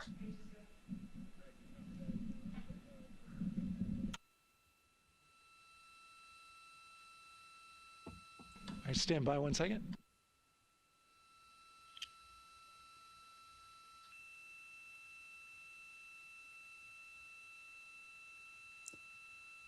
Sounds like he's doing a hearing test. Okay. Sorry about that. We're just getting an update, in fact, about what I was about to report out on the range. And the good news is the range is go. So we reported that they were working to verify their equipment regarding the FTS system. And they asked for a little of that verification work to be done by one of the FTS engineers here in the firing room. He went out to the VAB to get some legacy hardware to help out with it. But in the end, this is a fix that the range had come up with to get clearance, to clear the range. The vehicles they use to move those things are crazy. System. And so Yeah. now, So cool. they are go. Yeah. Again, the range is go. That is That no mobile longer launcher a is constraint. And so you combine something that with the special. fact that And what's the crazy rocket is and the like ground systems here also working. a lot of the movement that's happening, especially right out of the base, the building, is on gravel, and they're actually spraying it down with water to reduce any kind of like static buildup and all of that. So it's wild. Director from Launch Weather Officer Mark Berger.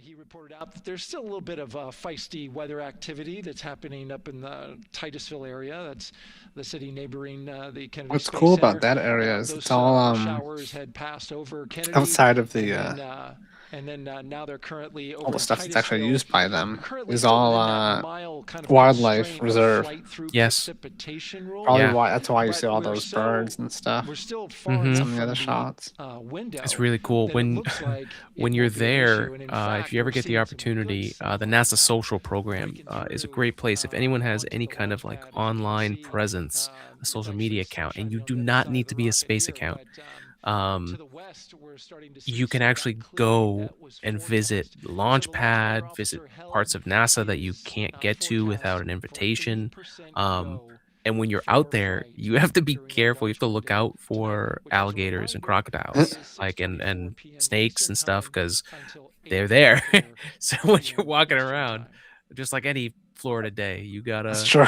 you gotta be on Just Florida. on your just. I mean, a Yankee coming down there. That's Uh, good advice for me because we're I would also not have hearing looked for that, an alligator or a the crocodile. last hatch closure, as you can see in the bottom corner of your screen, they're starting to work on that. That's the launch abort system hatch. There are two hatches, the crew hatch and the launch abort system hatch, and the closeout crew that you see right there, right on time with their work. Here we As go. they go to shut. First hatch. And you can see it in I like in how they look motion like right an now. F1 team crew. That's Yeah. the launch abort system hatch. They are the big crew. That's the latest from the firing room. We'll send it back to the host desk.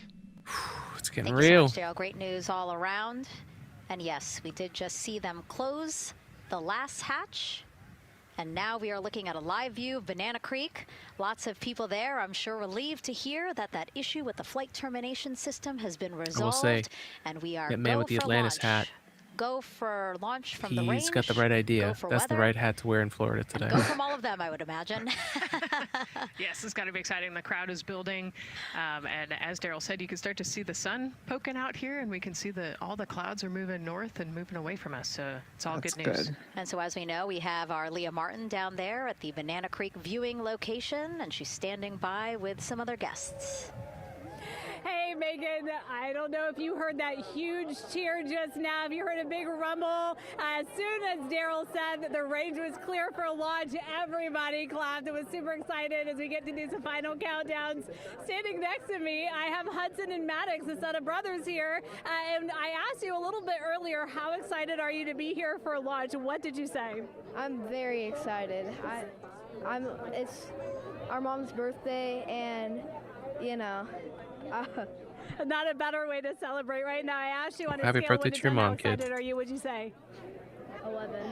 Yeah, 11. I'm very excited. Super excited. Yeah. So, Megan, we've been watching the launch broadcast here and hearing some of the questions that you and Nicole have been asking and answering. And I actually wanted to ask these There's a lot of students, effort to if close you that door. could take a 10-day trip around the moon and take 3 people with you, who'd you take with you? Well, I'd take my dad and my mom. Yeah, I don't want to mess around. I mean, I don't know.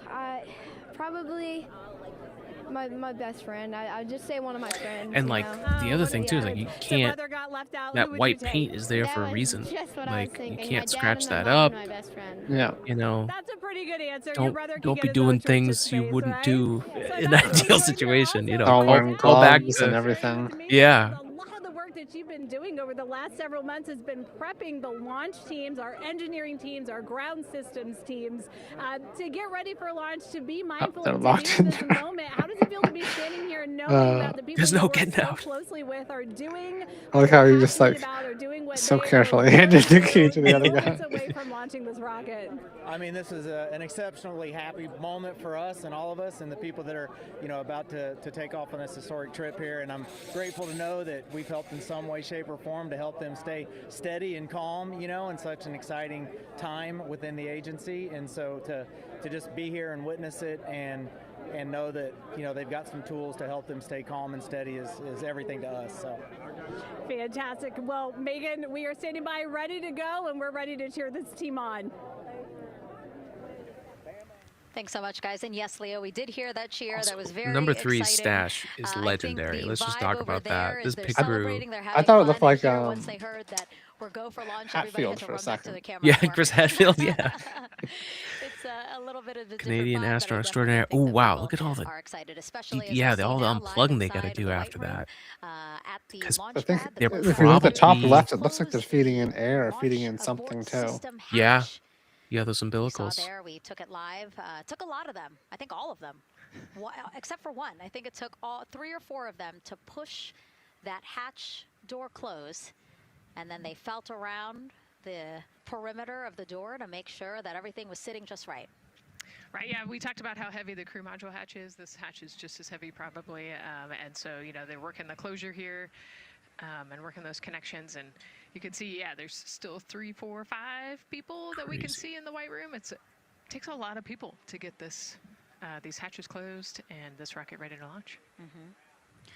And so the next step in the countdown is that this team will start closing out the white room. So basically disconnecting things, stowing things, making sure that when they leave, there is nothing that isn't supposed to be there.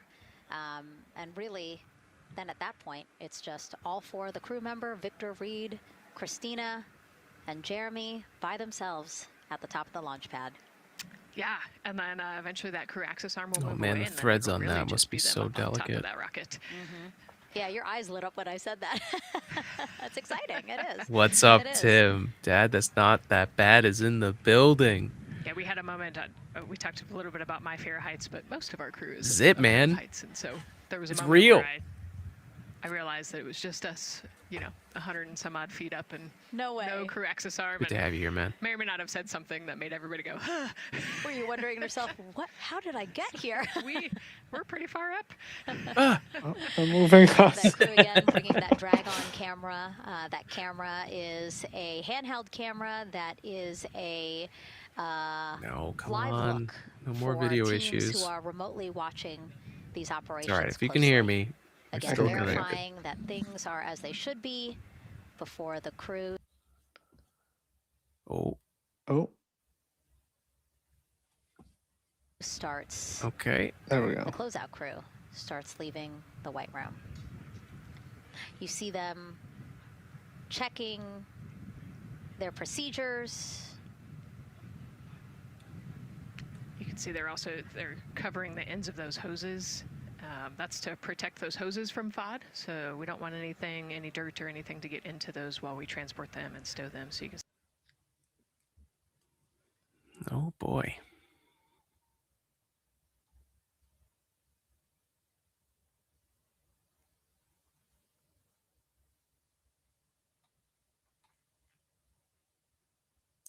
Can you hear me, Matt? Oh, we're back. Working to close out the hoses as well. Yeah, I could hear you. Cleaning up the All white right, room. good. And so they'll tape that I'm close. You just saw number 5. Number 5. Trying to figure holding out some what this tools. is. Again, we'll stow those Got away. plenty of RAM. You It's have to not a account RAM for problem. everything. Obviously, they did have tools out. They did have You don't have anything else running, procedures, right? paper, notes out, like all of that has No. to go. Yes, and you can even see on number 3's hat, he's got a string that's connected to his suit there. That's, again, just to make sure that we don't lose anything. If, you know, gust of wind or you get knocked or something, you don't want to lose a single thing in the white room. So everything is tethered, everything is accounted for, and everything is protected. The crew now.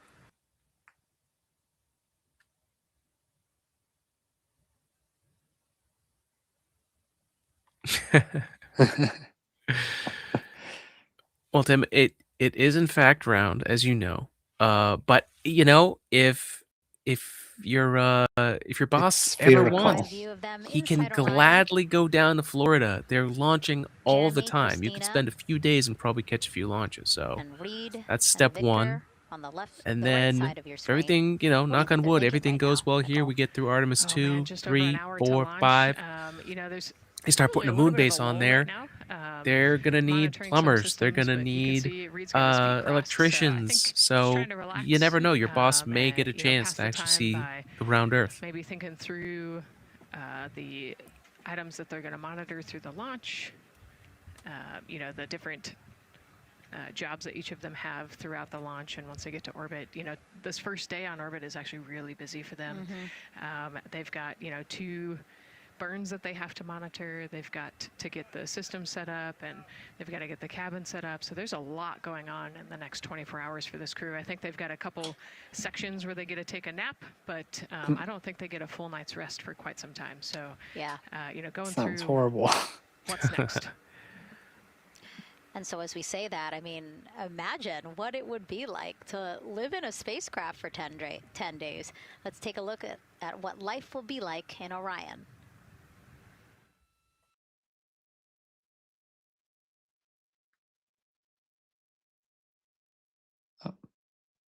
I guess we lost Alex.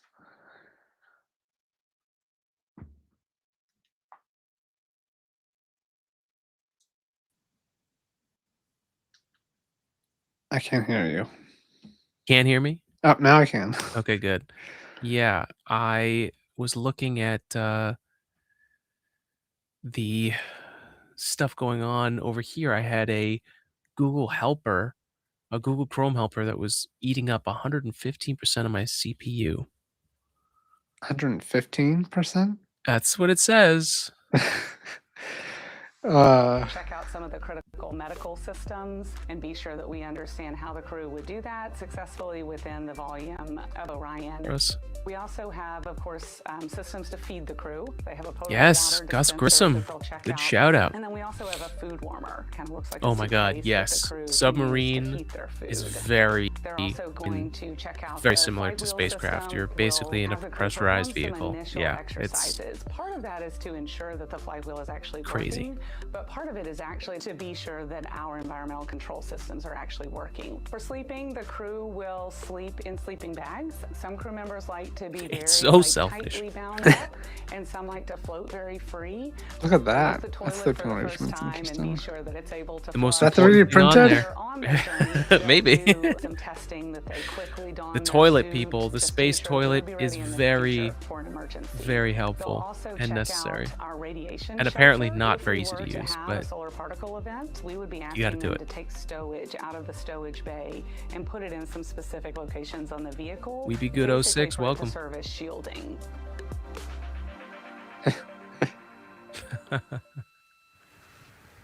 And so I want to talk a little bit more about what we just heard in that package. I am It interested is crazy. in the space food. The depths of the ocean and vacuum of space. 2 very different problems, but equally challenging. I think we've explored. No, that's not true. Some would But argue the depths of the ocean is more challenging than space. You've got all that pressure that you've got to prevent from crushing the inside, and for a spacecraft, you have a very thin-walled structure between you and the outside. So you can see they come in. Ooh, very important here. It's a pretty Food good menu. menu. It's just kind of a dried powder that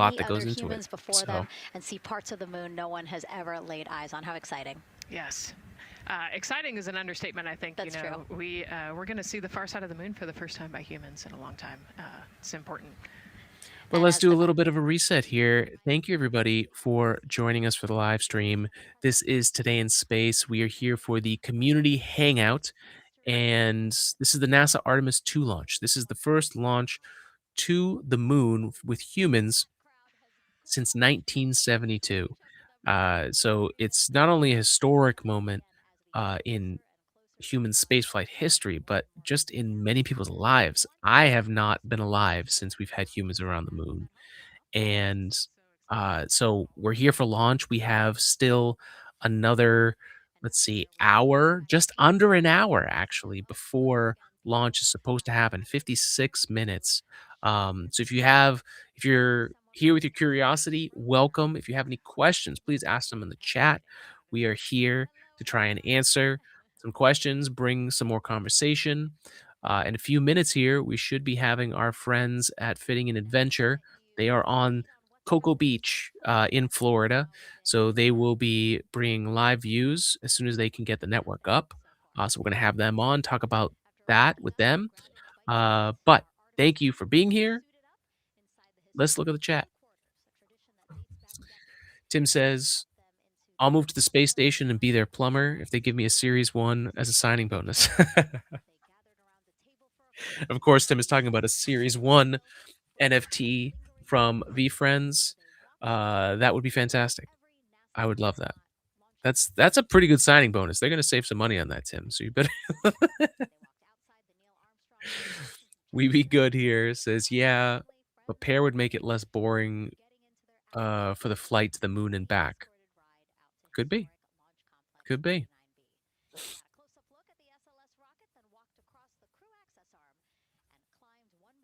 Inside their Orion spacecraft.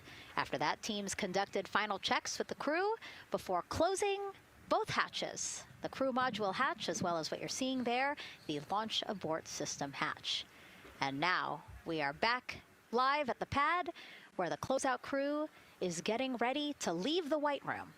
They are now tethered, Nicole, because they are about to move some pieces that connect the Orion spacecraft to the White Room, correct? Yes, there's kind of what I would call a shroud. You can see them working that there. So it is actually connected so that way the gap between the crew access arm and the crew module, and well, I guess that's the LAS there. Oh yeah, because they're trying to get that separated but they're about now. to remove that so that the crew access arm is not connected. Hey, so that what's it up? can Andrew's retract, here. What's up, brother? Here in the next few minutes. Good to see you. I'm glad you got off work. And for how we're looking with the WeBeGood06 says, what else do they have to do? So they have a litany of things. So right now, now that the crew is finally locked in, they are trying to do the rest of the closeout. So the White Room here is connected to the top of the spacecraft. So they are getting everything separated so that way the rocket is completely clear and free. And so they've got a good amount of stuff left, but they're closing things out. I mean, they're tethered, so this thing is separating from the rocket soon enough. Tim says, bro, this is so cool. Thank you for doing this, my guy. Love your suit, by the way, dude. Thank you. I had to rock the NASA orange today. All right, live from Florida. It's Vince and Angela. Hello. Hi.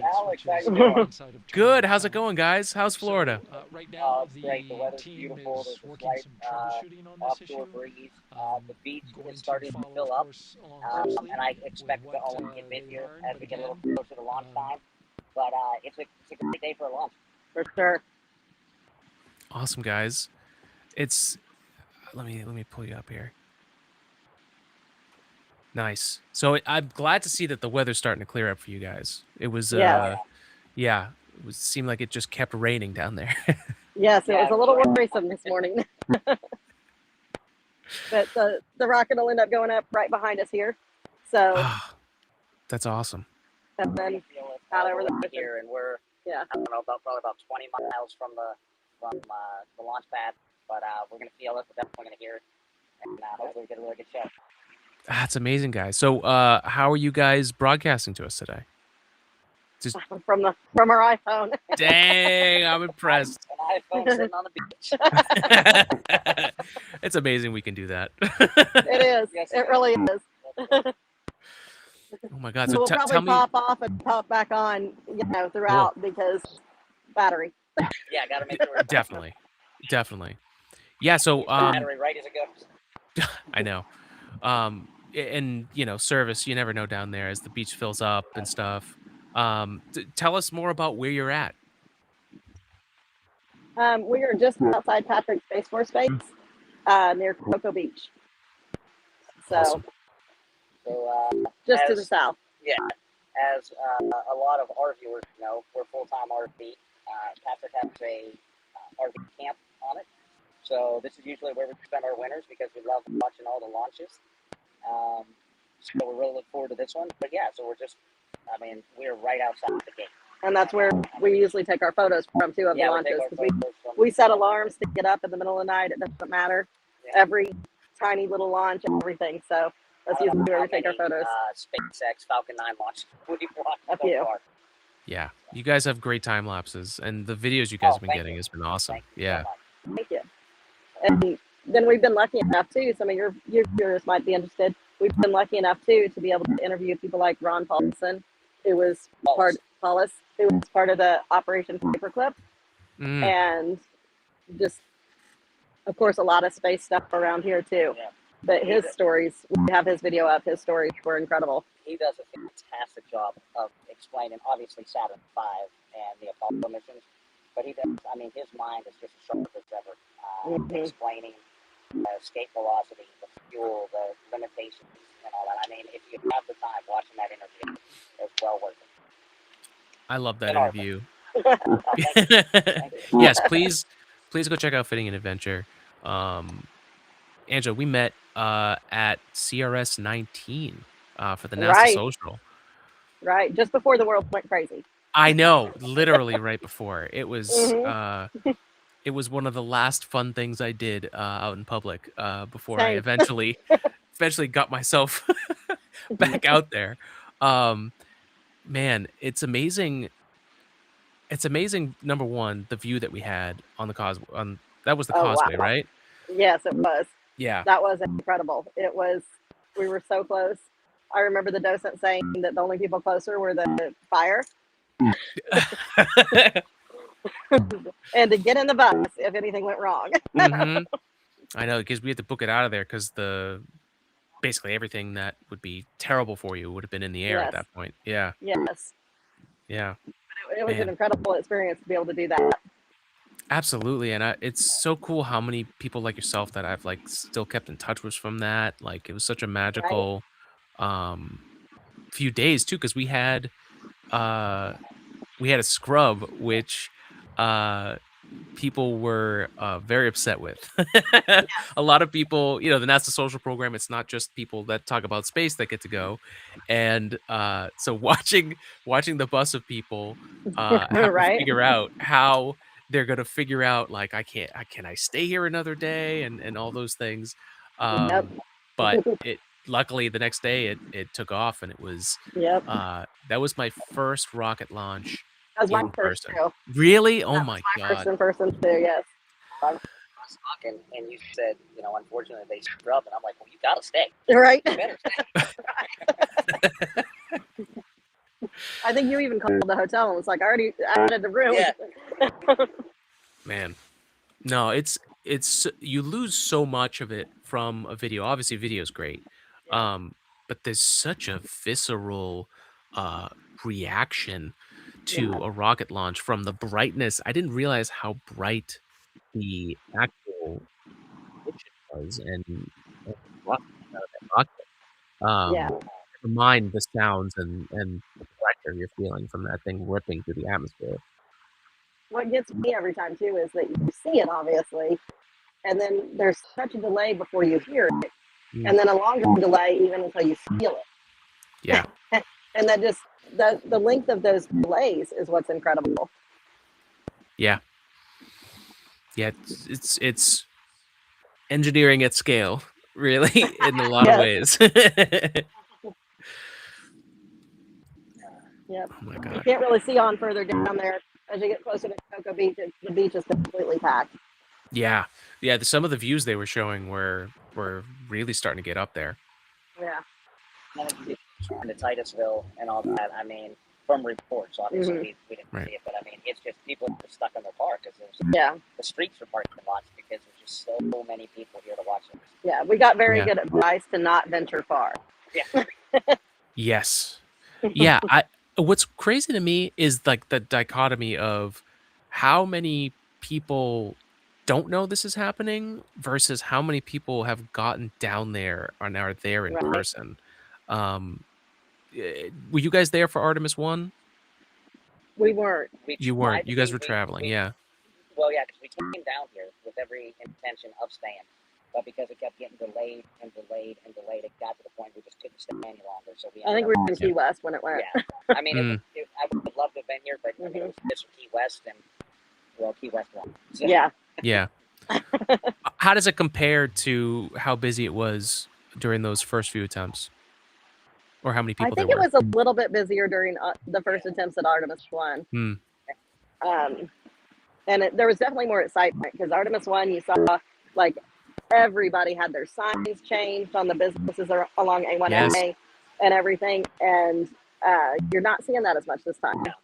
I mean, you could feel the excitement, but it doesn't, like signage-wise, like visually, it doesn't seem like there's as much as there was. Yeah. Yeah. I think it's kind of a wait and see approach instead of where they were so excited for one. Yeah. I don't blame them. Yeah. Did a few times now. Yeah. Oh my God. So it's all looking good. So hopefully. I know. Hopefully everything's a go. Only a few clouds.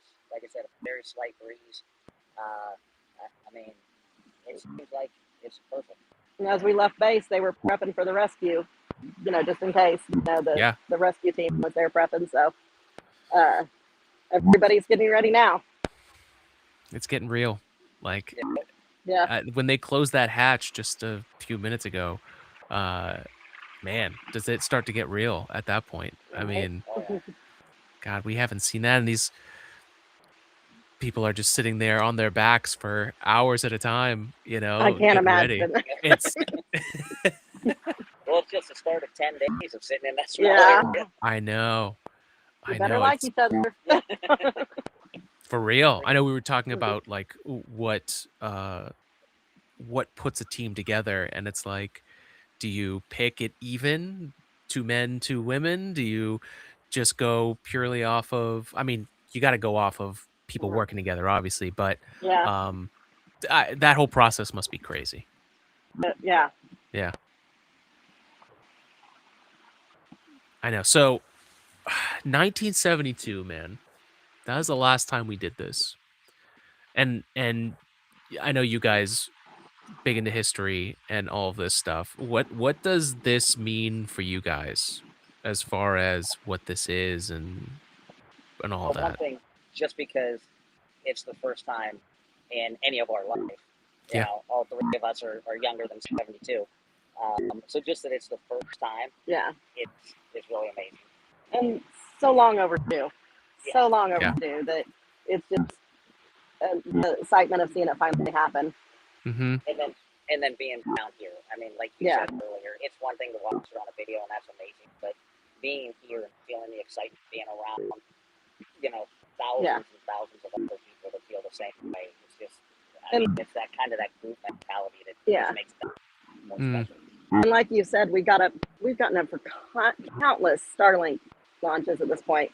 Every time you kind of sit there in amazement still, though. It doesn't matter how many of them you watch. Every time you sit there in amazement, just like, wow, what an engineering feat. Yeah. What, you know, how incredible is this that we're able to do this? Mm-hmm. And they're doing that routinely, which is like a whole other thing. Yeah, every few days. Yeah. I mean, it's about every 3 to 4 days. I mean, space, and that's just SpaceX. They get about 100 launches a year. And then you have Blue Origin, you have ULA. I mean, this month is going to be huge for some of the bigger launches. Mm-hmm. Mm-hmm. Yeah, what is it? Vulcan, New Glenn. Yep. And then this, SLS. And we should be getting a Starship launch in Texas too at some point. Yeah. At least the we need to testing make it down to one of campaign. those. Yeah. Same here. I still haven't been, and I'm kicking myself because, I mean, as you guys know down there, things are, you will not get close enough to the launch pad and to the operations down there. There is a clear line. I remember seeing it when I was down there for Artemis 1. I was like, good luck. Like if you even make it across the water to touch ground there, they're picking you up out of the water and you're going to jail immediately. Yeah. it's not anything. And like only and probably recently, not nicely picking you up. Yeah. No. Not gonna be gentle. Definitely not. And like down there until recently, they really didn't have any. I mean, obviously, there's some kind of people paying attention, but you could get up real close Yeah. before launch, and things are starting to tighten up down there. So I know I want to get down there just to experience it before it ends up becoming something really locked out. Yeah. Yeah, it's also been pretty impressive as we've been driving around with SpaceX building I call it the Gigabay that's down there. I mean, it'll pretty much at least equal in size of the VAB, and we all know how The perception, at least, from Titan. Yeah. So yeah, the landscape is changing around here. Yeah. With more and more companies coming on board. Yeah. That's such a cool view. You don't really. I remember seeing that when I was down there for Artemis 1. You really do see it. Like, you see the Yeah. complex. And if you get a good eyepiece, I mean, even without an eyepiece, you could really start seeing things get built. Yeah. Yeah, that's exciting. Yeah, I got to get back down there. I think one of the neat things too is how much wildlife there is. Because Kennedy is a wildlife refuge, and so there's still so much wildlife everywhere. You'll see the wild pigs everywhere. You'll see, all kinds of different birds. There's flamingos nearby now, that got blown up with I think it was Ian, wasn't it? So there's just and wildlife trails right there and just outside of Kennedy too. That it's just such a difference of the two. Here's the best of nature and the best of our technologies.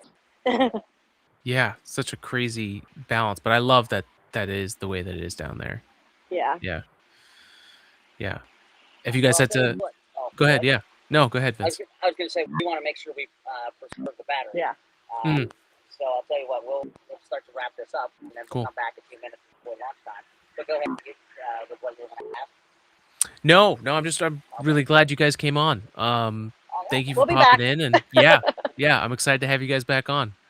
All right. We'll see you All in right, a few guys. minutes. See ya. Yeah. Bye-bye. Bye.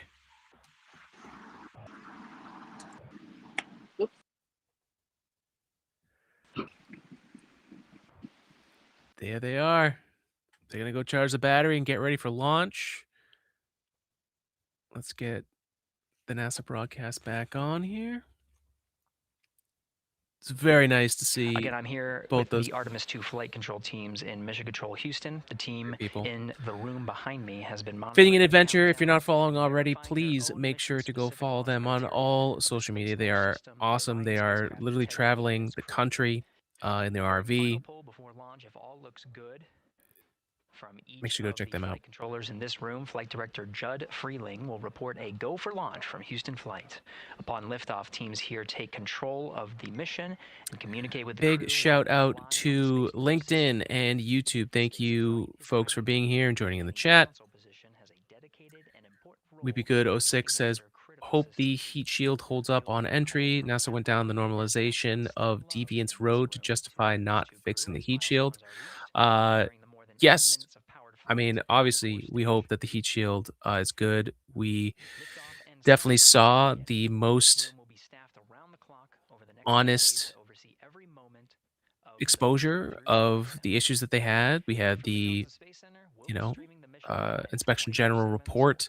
We had Jared Isaacman bringing in reporters into the room while they were discussing those aspects of it, and they also took away the skip reentry, which was a big part of why the damage on that heat shield in Artemis 1 seemed so bad. The point he brings up here, the normalization of deviance. As an engineer, is that ideal? No. But I'm feeling good about it. Obviously, knock on wood. Obviously, we want to make sure that they're fine. But man, I'm feeling good. I'm enjoying this. Mitch is in the house. Welcome, sir. It's good to have you here. Artemis 2 launch day.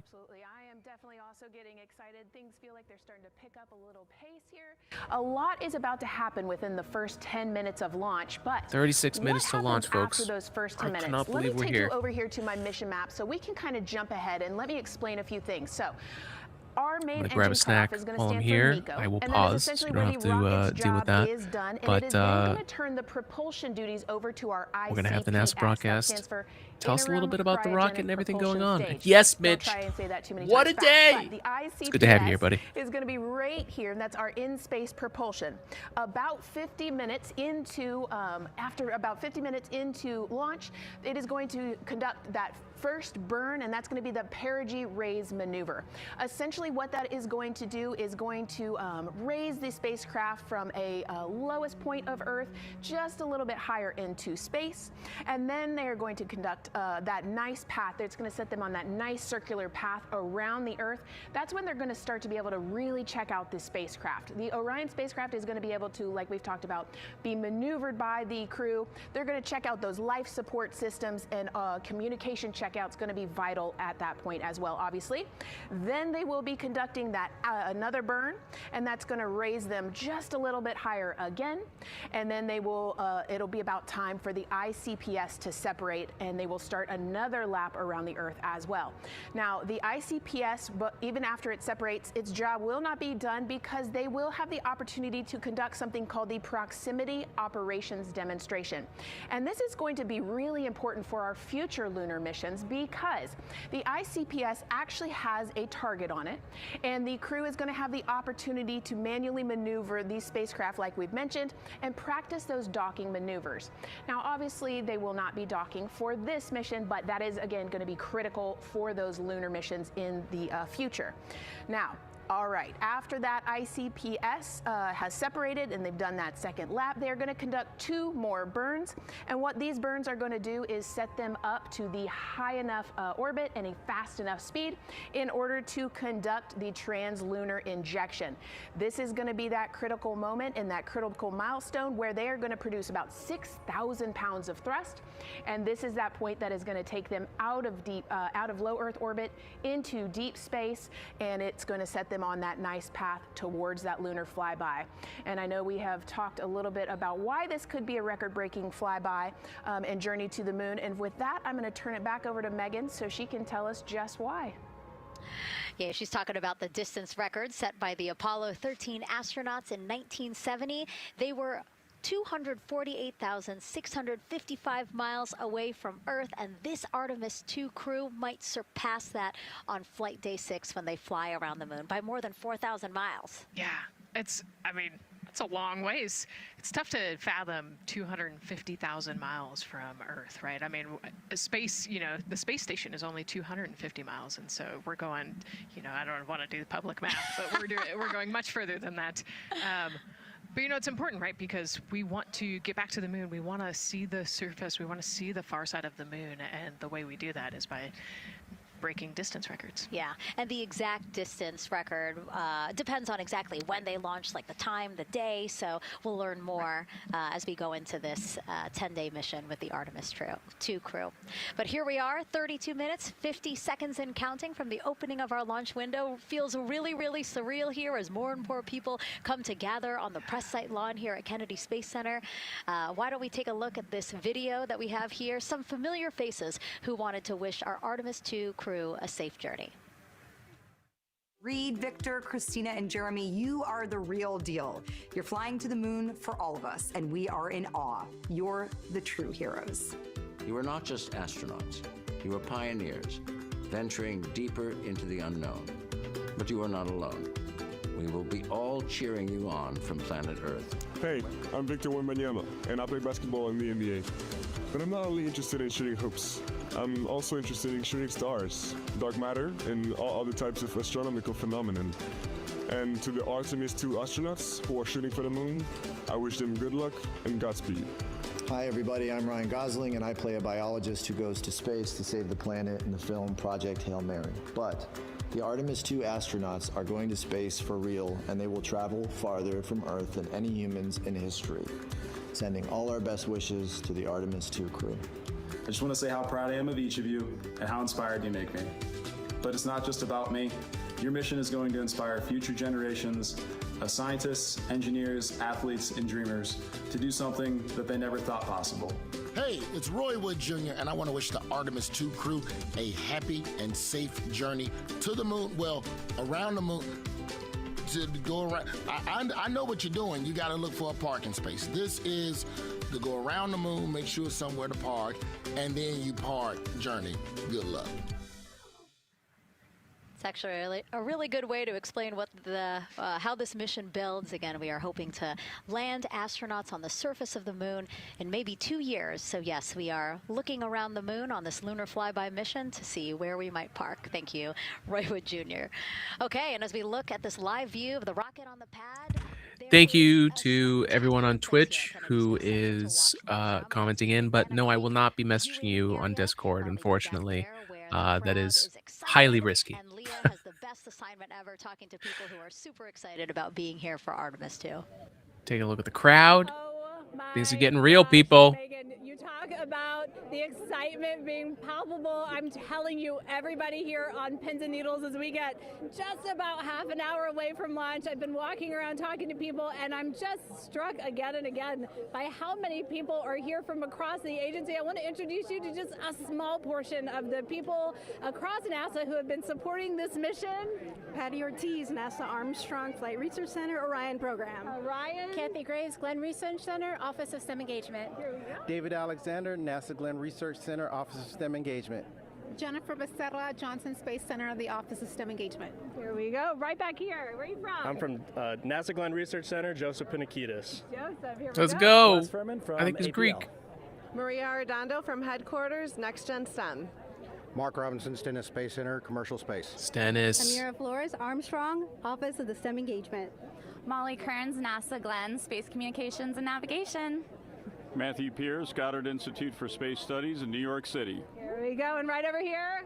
Lauren Ring, Ames Research Center, Data Integration. Ames, so nice. We're coming together. We're one big NASA team, one big NASA family, and we have one major message before we launch tonight. Okay, guys, what are we going to say? 1, 2, 3.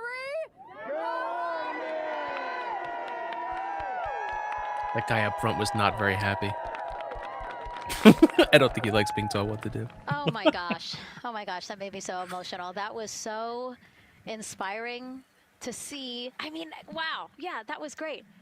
I mean, just to hear everybody say their position, what they're doing to support this mission is amazing. And I'm sure this was something that really rang true and resonated with NASA's Administrator Jared Isaacman, again, to see the workforce come together to do the work and then to be here for launch. Yes. So why don't we actually go over to him now with our Jasmine Hopkins Nice. at one of our other viewing locations. Hey, there he is. All right, Megan, thank you so much. The energy here on the balcony is honestly becoming electric as we get so close to launch, and now we are thrilled to welcome NASA Administrator Jared Isaacman. Jared, we're really entering a golden age of exploration. How will Artemis 2 set the pace for the coming years? Well, I mean, Artemis 2 is the opening act, right? This is the test mission.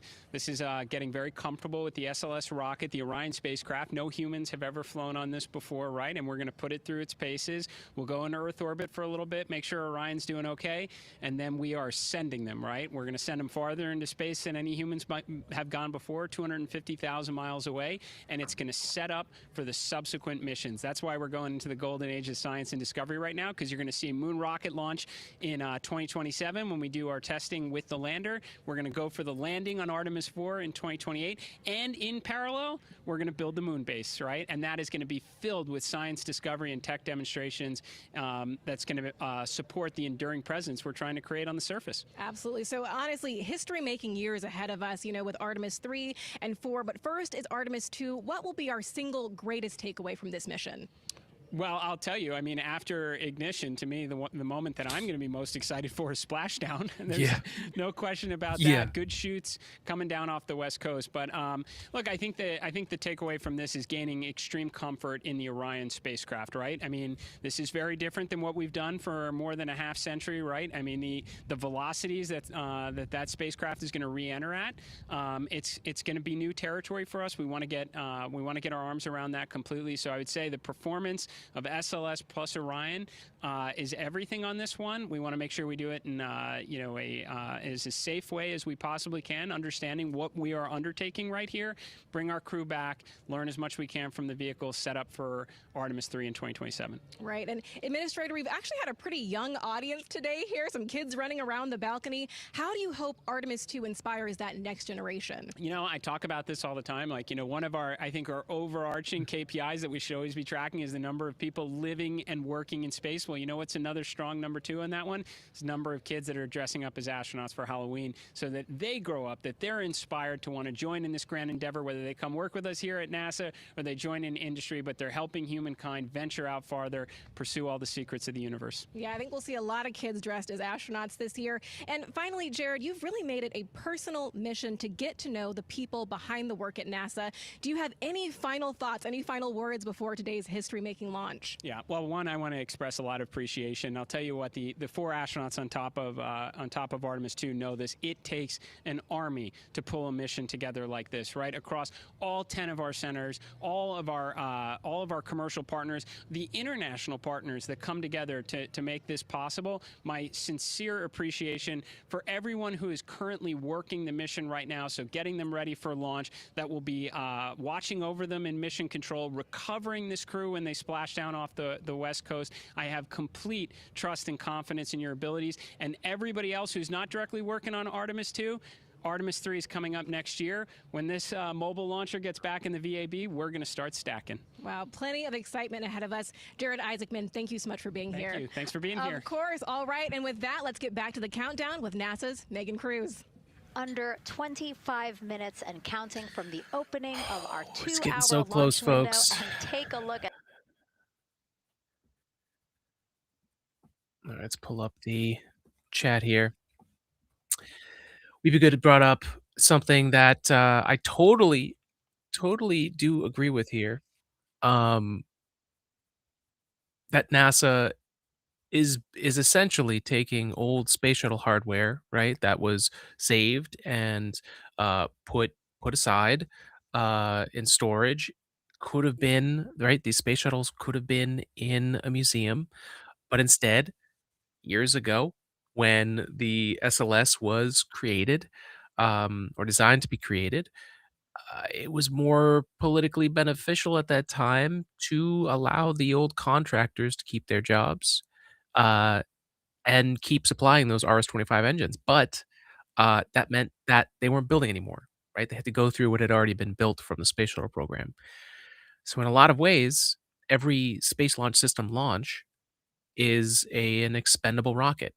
And so all the space shuttle parts that are being used for each launch, space shuttle was a reusable spacecraft and rocket system, right? Those space shuttle parts are not on a reusable vehicle. So they are going into the ocean, and then they're not ending up in a museum where they could be admired and to look back at history and all of that stuff. So I agree. And unfortunately, it is what it is at this point. The funding and the program is here, but who knows how long the space launch system is going to actually launch for, right? With all these new rocket systems, assuming Starship gets built, assuming New Glenn continues to have good launches, we're going to have reusable spacecraft rockets that will replace SLS so that NASA can use that funding towards the moon base and for all the other amazing things that they're going to do. And then those space shuttle parts hopefully will then end up in museums to go around the country to be admired for all of history. That would be my ideal situation. So I hear you there. And yes, we be good.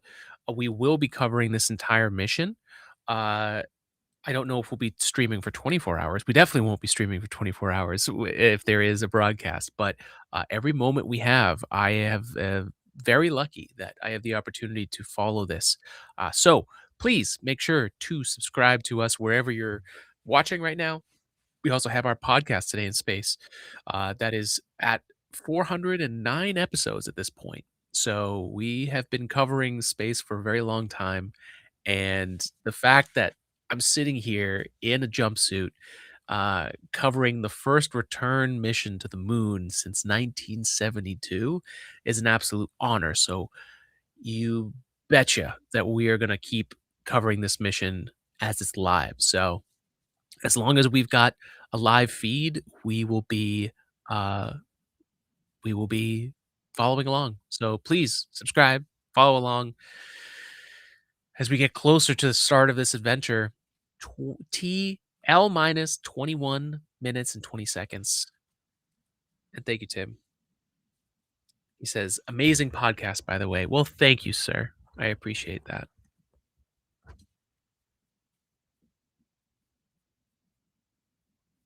Christina turns to her and says, okay, what's your question? She just goes, I forgot. It was like, that's a perfect little kid moment. I just Wait, are you my mother's cats too, astronauts? What? Say that again? Never mind. It's really hard to say. Oh. These two, yeah. Yeah. There you go. Oh, I love the pink jumpsuits. Dabbing astronaut back there. It's just so fun to see the enthusiasm. I'm so glad they got to see. A little bit of chaos. 3, 2, 1. Oh, that's so cool.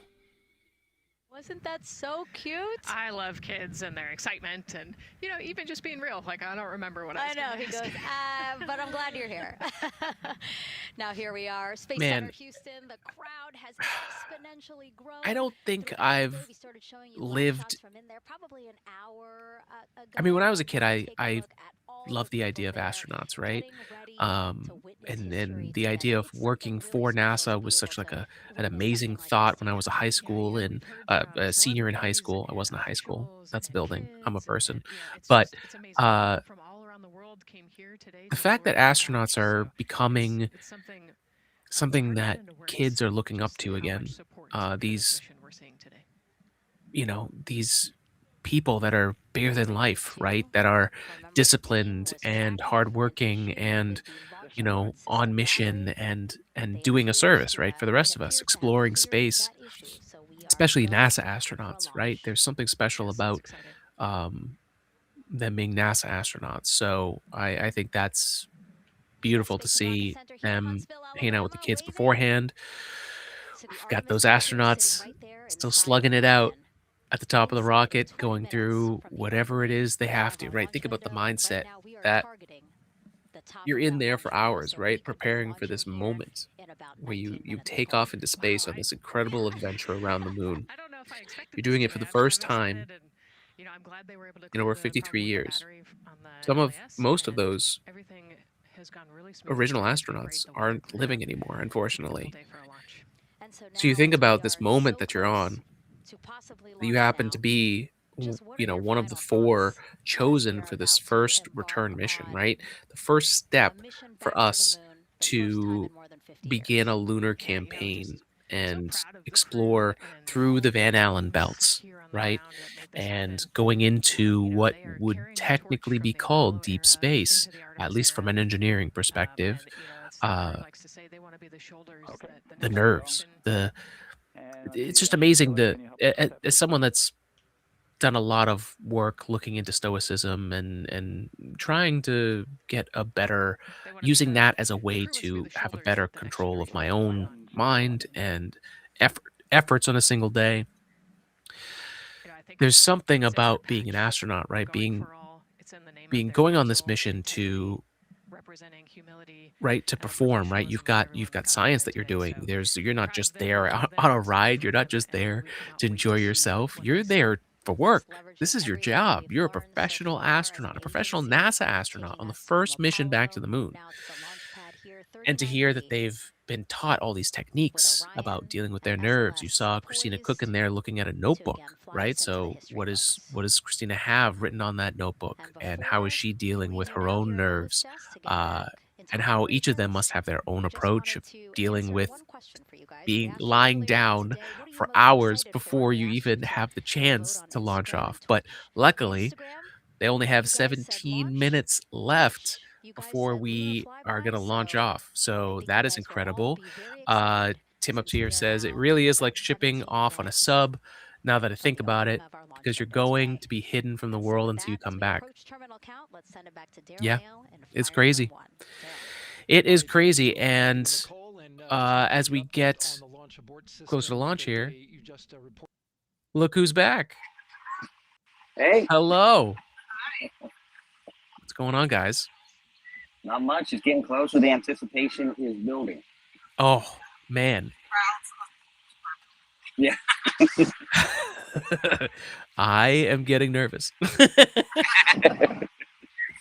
Not as nervous as those four, I bet. No, I know. I to think about the nerves that you're going through at that point is just crazy.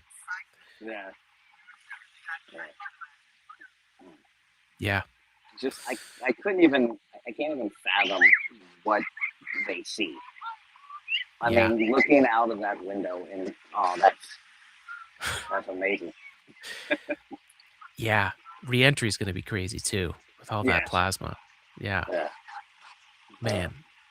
So 10 days around the moon, or mission around the moon. What would you bring with you to keep your nerves straight? I don't know. For me, it'd probably just literally be music. Yeah. I mean, like iPhone, whatever, however they have a way to listen to music up there. Mm. And just that's what I do anytime I get stressed anyways. I just put on, I'm Jimmy Buffett. So I put on Nice. Jimmy Buffett and Nice. sit back and relax. So I guess that. Yeah.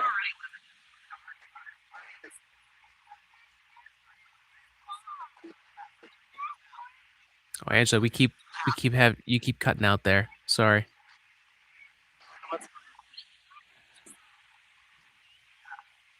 Nah, still cutting out.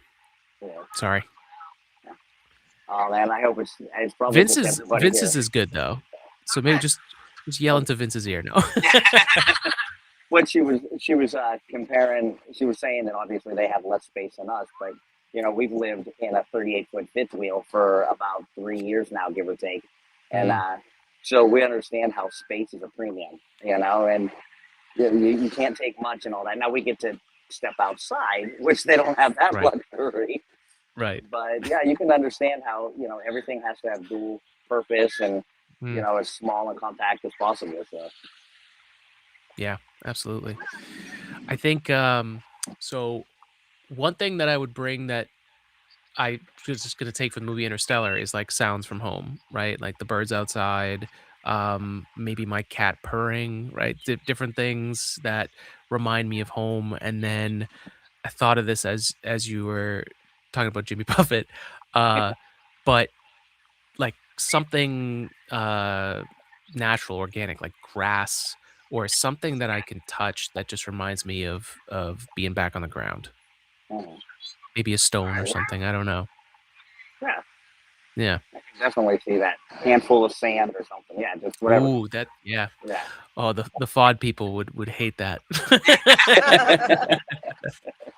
Okay, maybe keep it in a jar and not a Hey, handful, right? hey, they brought a ham sandwich into space, so the astronauts have the say at the end of the day. That's true. Yeah. Yeah. The interstellar sandwich. The interstellar sandwich. Oh, it's incredible. So tell me a little bit about the suit you got on there. Sure. So this is one of those fake jumpsuits, but it's just hilarious stuff. This is a great little patch. I like that. I couldn't quite read it. Oh, it says astronaut here. Let me flip. Oh, okay. I can actually flip this around. Boom. So, Okay. got astronaut. Right, that's kind of cool. Then you've got like a knockoff space shuttle patch. It says superhero astronaut. And then that one's kind of cool. That is. I might get one, yeah. I think it's like I got Amazon, I think is where I ended up getting it from. But this one actually came from my buddy down in Houston, Texas, H-Town. So, yeah, he was like, "Hey, I got this extra XL orange jumpsuit. Do you want it?" And I was like, "Yeah, I don't have one yet." So I've got the white one that's from the same place, and it's pretty good. But the orange is where it's at. So it looks like we're about 10 minutes away? Yeah, 11:40 on at least on the live here. Yeah. So you might be ahead, but 10 minutes is that pivotal point where we we start getting down to the brass tacks. If you There we go. That's better. Man. So we were seeing something, and you'll probably know better, and please correct me if I'm wrong, but we were seeing something, some reports saying this is the largest and most powerful rocket to ever take off from Kennedy. Is that true? You know? Let's see. From Kennedy, I think that is technically correct. Yeah. So when SLS was made, they were going to tout it as, the most powerful rocket of all time. Starship has since launched and has kicked that record for sure, but it hasn't lost to Kennedy yet. So, yeah. So, yeah, I guess when the Saturn V took off, it was breaking windows and cracking walls and all that. So it'll be interesting to see just how loud and the rumble that comes from this. I know. Yeah, you guys will have to tell us. Hopefully it can come through at least. I mean, obviously it won't be like seeing it from here, but hopefully it kind of comes through on the live stream of the, and maybe it'll shake the camera off the stand or something. That'll be awesome. Yeah. Leave it. Yeah, I do want to. It would be great to be. I don't remember the one where the actual right here, this view, those seats. Those would be incredible, and I don't know if that's the press area or not, but there's those. That's the press site, but there's Yeah. Those windows, seeing those things shake during launches is wild.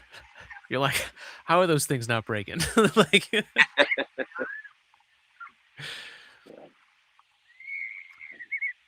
we just had a notification come across, and it may have just saying that it paused at the 10 minutes. Okay. That's okay. The good thing is the 10-minute, I think they usually pause it to go through all the checks. So let me pull up the audio here. All right.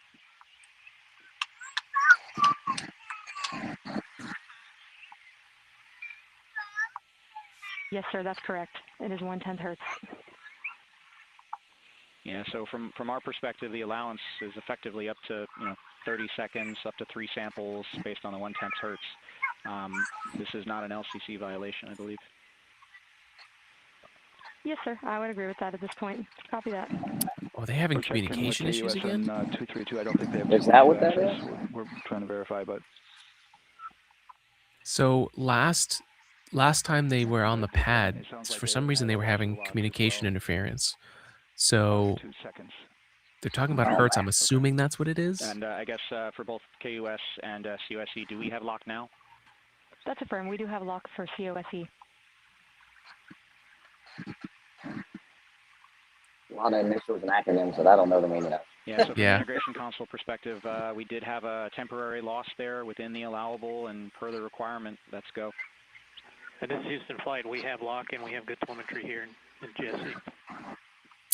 So either they had a quick loss of signal, or so with all of that, they had interference. Then are we in a go configuration per your LCC? Yes, sir. Recommendation would be go. Okay, I think we're good. LPE, you concur with that? Yes, sir. LPE concurs go. And launch director? Yes, sir. Launch director concurs go. There we go. All right, and I'm going to go ahead and just verify everybody has everything else complete, launch director, and if we do, we'll be ready to pick up the poll at that time, unless there's something else that you're aware of. No, sir. Let's verify all our work is complete, and I would like one last check of our constraints list. All right, let's see. OTC, are you still waiting for ComConfig, or are you? That is affirmed, sir. Okay, is that the only open item? Yeah, OTC, this is CVSC. That 400 step 290 is complete.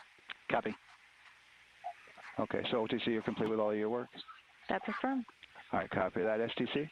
STC is complete. And GTC? GTC is complete. Okay, excellent. All right, and LPE, just want to verify we have no open constraints at this time. I think we're looking good. We have a clear board, sir. All right. Okay, tracking the same here. And Launch Director, with that, we are clear and ready to pick up the launch readiness poll with your go. All right, sir, I am go for the poll. All right. And for all personnel, this is the NTD conducting the Artemis 2 launch readiness check. Verify ready to resume count and go for launch. OTC. OTC is go. STC. Yes. STC is go. We get a go. C's go. MCO. CO's go. Safety console. The safety console is go. LPE. LPE's go. RTD. RTD's go. Houston flight. Houston flight is go. ROC. ROC is go. And CDR. Crew is go. Copy that. Thank you, Reed. And yes. Launch Director NTD, our launch team is ready to proceed at this time. All right, NTD, I copy all. At this time, I'll perform my poll. Attention on the net. This is the Launch Director performing the final poll for launch. Verify no constraints and go for launch. Alex is definitely go. EGS, Program Chief Engineer. Artemis Chief Engineers are go. Copy, thank you. EGS, Chief Safety Officer. Charlie Blackwell Thompson. Those are go. Copy, thank you. Range weather. Launch weather is go. Thank you, LWO. Wow, launch weather's and go. Artemis, MMT Chair. MMT's go. Thank you, John. And Integrity Launch Director. So pretty cool. This room was also used during Apollo as well. So to see them updated in this room is very, very cool. Yes, it is. All right. Poll. Let's poll everybody. Vince. Yeah. Are you go? You're breaking up a little bit. Vince, are you go for launch? I am go. I am go for Angela, launch. you go for launch? All right. I'm go for launch too. We're ready. Reed, Victor, Christina, and Jeremy. On this historic mission, Yeah. Smart. Artemis team. We still have, the 10-minute hasn't started yet. Yeah, there was still. Across the globe, and the hopes and dreams Good speech. of a new generation. Good luck. Godspeed, Artemis 2. Let's go. Let's go. And into the launch director. Chat, are you go for launch? Go ahead, Launch Director. Yes, sir. Dad is go. You Alex go. concurs Proceed for with launch. countdown. Copy that. I'll put it in work. CDR, NTD. Go. Gear risers and initiate Don short is go purge for your launch. Epoch 10.1.1, steps 8 and 9. MP and boys, 10.1.1. glad you guys are here. Copy. CBSE NTD, start and verify recordings of our Orion cameras. MP and the boys, they go for launch. Well, there you heard it. RSR NTD. RSR. They're getting ready to start terminal count. Mitch is go for launch. It's currently at T-minus 10 minutes. Once we wrap up this last bit of work, SNA arm rotation enable complete. we're going to start that clock. Yeah, thank you. I can't believe, I'm nervous. I'm not even. I know.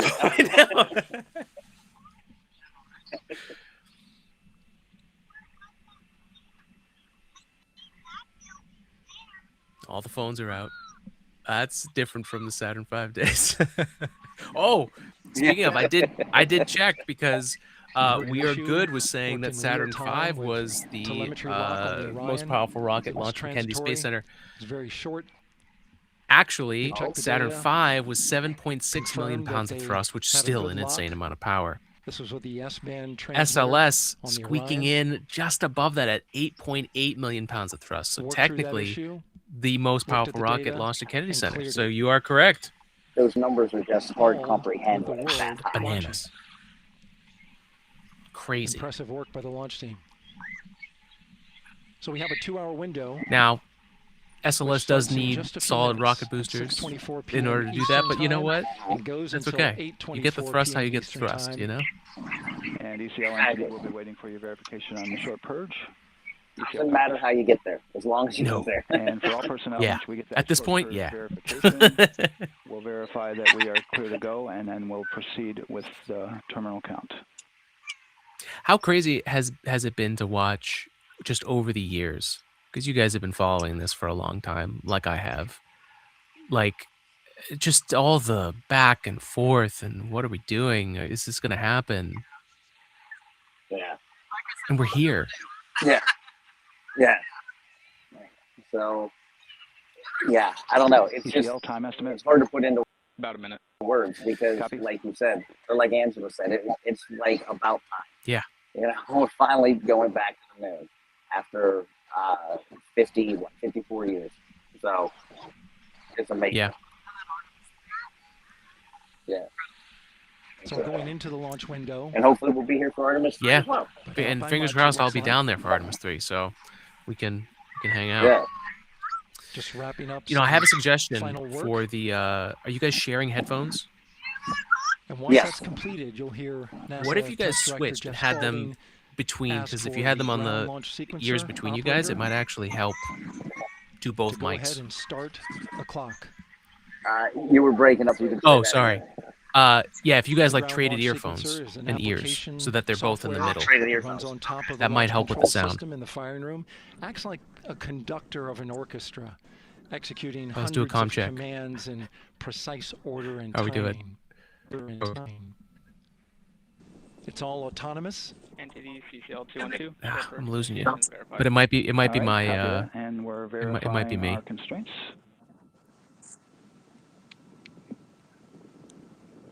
Check 1, 2. Oh, there we go. Oh, we nice. better? Can Okay, you hear yeah, us a little better? I can hear you now, Angela. Cool.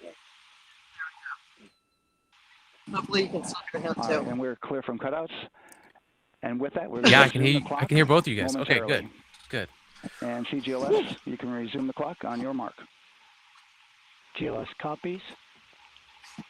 3, 2, 1. Here goes the clock. GLS mainline has been initiated. T-minus Here 10 we minutes and go. counting. Oh, 26 see? minutes, 27 minutes? Wait a minute. No, I think they put up the That wrong begins clock. terminal count. Our new T0 is 6:35. Someone messed Leaning up. in trying to see the Eastern screen. time. 6:35 p.m. Eastern time. We are now counting down to liftoff of Artemis 2. Yeah, 9 minutes 38. There we go. Much better. There From we now go. on, you're going to hear two voices on the loops. Oh my God, we're under If 10 everything minutes. goes nominally, NASA Test Director Jeff Spaulding, who's directly managing the launch team, and Alex Vandelos, the GLS operator too. who closely monitors the software. He has the ability It is April to Fool's stop Day, so you and never know. restart the countdown. Oh my God. This would be one massive A lot cruel of people joke. ask about whether there's a launch button. There certainly is not. Flight and rock. Our new It would be one for the ages, though. 35, 12. Yeah. Houston flight copies. Oh my God, it's still 22, going. 35, 12. So is the clock stop There you or go, did it freeze? confirmation of the exact video T0, freeze? Oh, 6:35 it's going and 12 on for seconds me. PM Eastern We're time. at 8:48. Our Yeah. T0 is Okay. 6:35 and 12 seconds PM Eastern time. But as I was saying, there's no launch button. This is autonomous.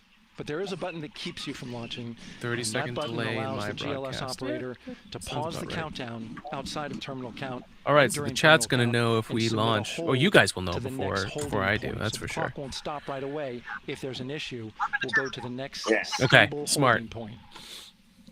Smart. I This think is how GLS we're almost under 8. configures the rocket and ground systems to a stable point where they can stop the countdown if that's This needed. broadcast But brought right to you now, by we are counting down. Starlink, Our not next sponsored, big but milestone, that looking is our to internet retract source. The crew access arm. T-minus 8 minutes. GLS is go for crew access arm retract. And there you see the crew access arm moving away. Oh, the crew access arm is moving away. It's so real now. That's the path that the astronauts took to ingress Oh my into the rocket. God. It's happening. Until this point, that was their way off the pad if they needed to evacuate. But now with that And arm Matt's back retracting, just in Hello? time. the backup transitions to a launch Oh, they're moving that. system. Nice. And they'll begin Mhm. arming that shortly. Yep, we've got Vince and Angela down at Cocoa Beach. Of course, the launch abort system. The launch Great is shot dead there, behind, crew right access in arm front where we're watching. retracting away. Dom, launch abort what's up, system is Dom? the tower at the top. Good to see you And that's what here. would pull I am Orion live and on its Twitch crew at Today in off the top of the Space, rocket also in on YouTube. whether it's on the ground or Where else are we in live? front. LinkedIn This is and critical Facebook. safety hardware that protects the lives of the astronauts. Oh, now I see the 250 you're talking about. Yeah, the 250th. The only time we'll see. Well, yeah, because Artemis Starting 3, at I don't think is 6 happening minutes, this year, so that's the only time we'll see that. GLS will start bringing that It's and wild. other high energy systems online, starting with core stage pressurization.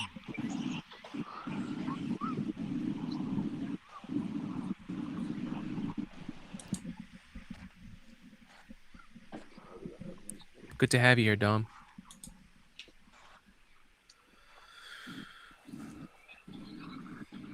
Gotta find a place for the chat. Weather is 90% go. The range is go. There he is. What's up, Dom? All systems are go. All systems are go.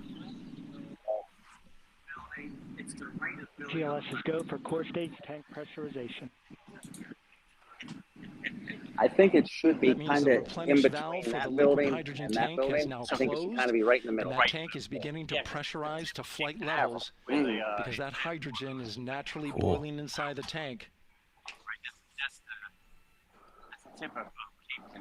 We'll get the liquid oxygen tank a little later in the count. Now the team is waiting for verification that, if needed, the Artemis 2 crew could use the launch abort system to pull Orion safely off the top of the rocket in an emergency. The launch abort system, Let's listen in for that call. for folks that are new, is that cap on the top. That long spire top is actually the crew abort system. So if anything were to happen, that would fire off its motors to accelerate further away from, assuming we're actually launching, right? It's actually going to pull it away from the spacecraft. You hope you never have to use them, but they're there in case you do. Arm the flight termination system. This is so the range safety can send a flight termination command if the rocket flies too far off track. There's a brief built-in delay, so the launch abort system has time to pull. Joe McDough is here. What's up, buddy? Long time since Texas. All right, the high flow bleed check. Yeah, that's not that bad. Says it's clear sky here in Wilmington, North Carolina. You can see it from here when it gets that high. That's awesome. In the proper temperature range for launch. No, that's a good thing. That's not a stupid thing to ask. You can see it there. I did see a map. Let me see. Someone on X posted a view map. I can confirm that for you right now. Dom in Cali, you will not see it, unfortunately. Oh, you can find the flight path? There's a flight path and there's a visibility map that someone made. Oh, that's interesting. Here you go. That's just Florida. That's not the one I was looking for. Minus 2 minutes and 30 seconds. This is what allows that to happen. Let me see. Maybe in my likes. One sec, Tim. North Carolina, you're in way better shape than I would be here in Massachusetts. So that's a helium purge of the 4 core stage engines downstream of the propellant valve. This gets all the air and moisture out of there. Let's see.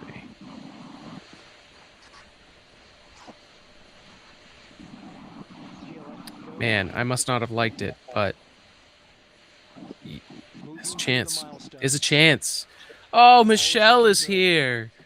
Hello, hello. It's good to see you. Coming up in just a few seconds, we're going to get that thrust vector control actuator test. This is a gimbling. Ooh, this is one of my most favorite parts. So they're going to gimbal the rockets.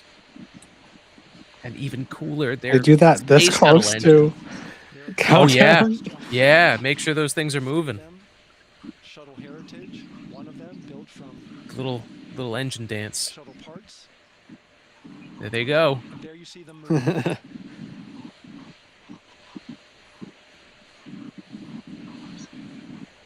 There they go. RS-25 engines, baby.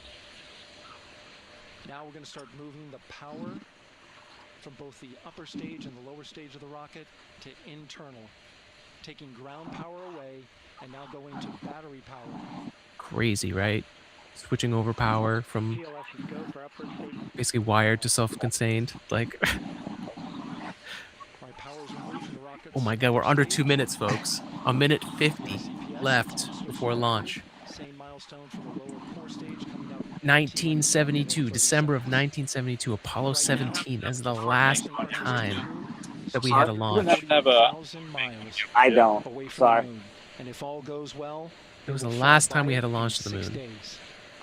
And here we are at 1:30.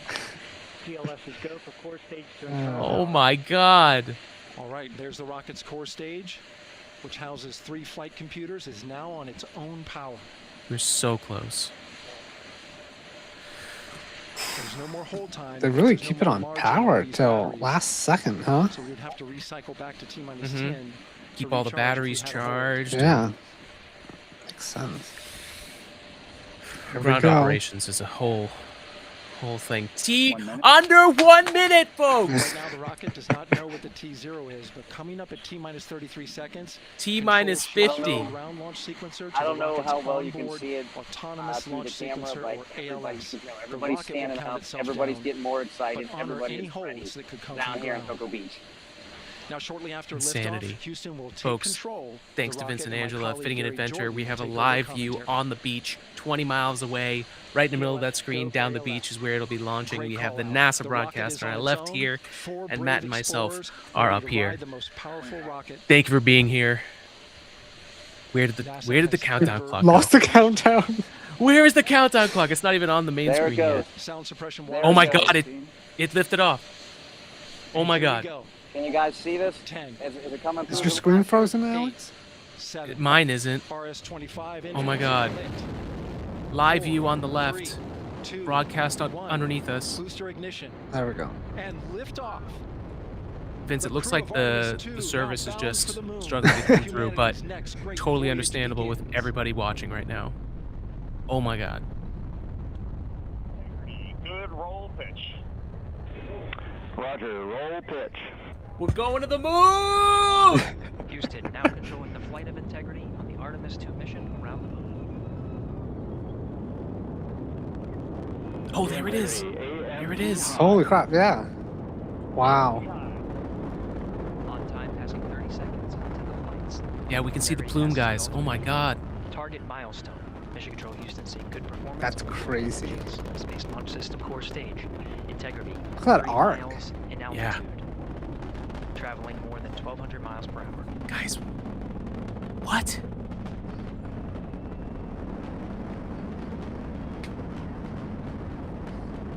We have launch, folks.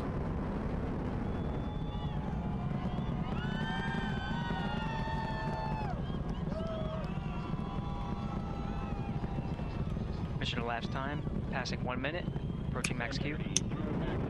On, Ponce on. Stan, we have you loud and clear on Ponce. Looks like they're going towards each other. Communication signal transfer confirmed as Integrity and its crew go supersonic. Approaching 90 seconds into the Artemis 2 Supersonic, mission. folks. Integrity is 14 miles in altitude, 8 miles downrange, traveling more than 2,600 miles per hour. Oh man. Guys, you have a great view. It is amazing.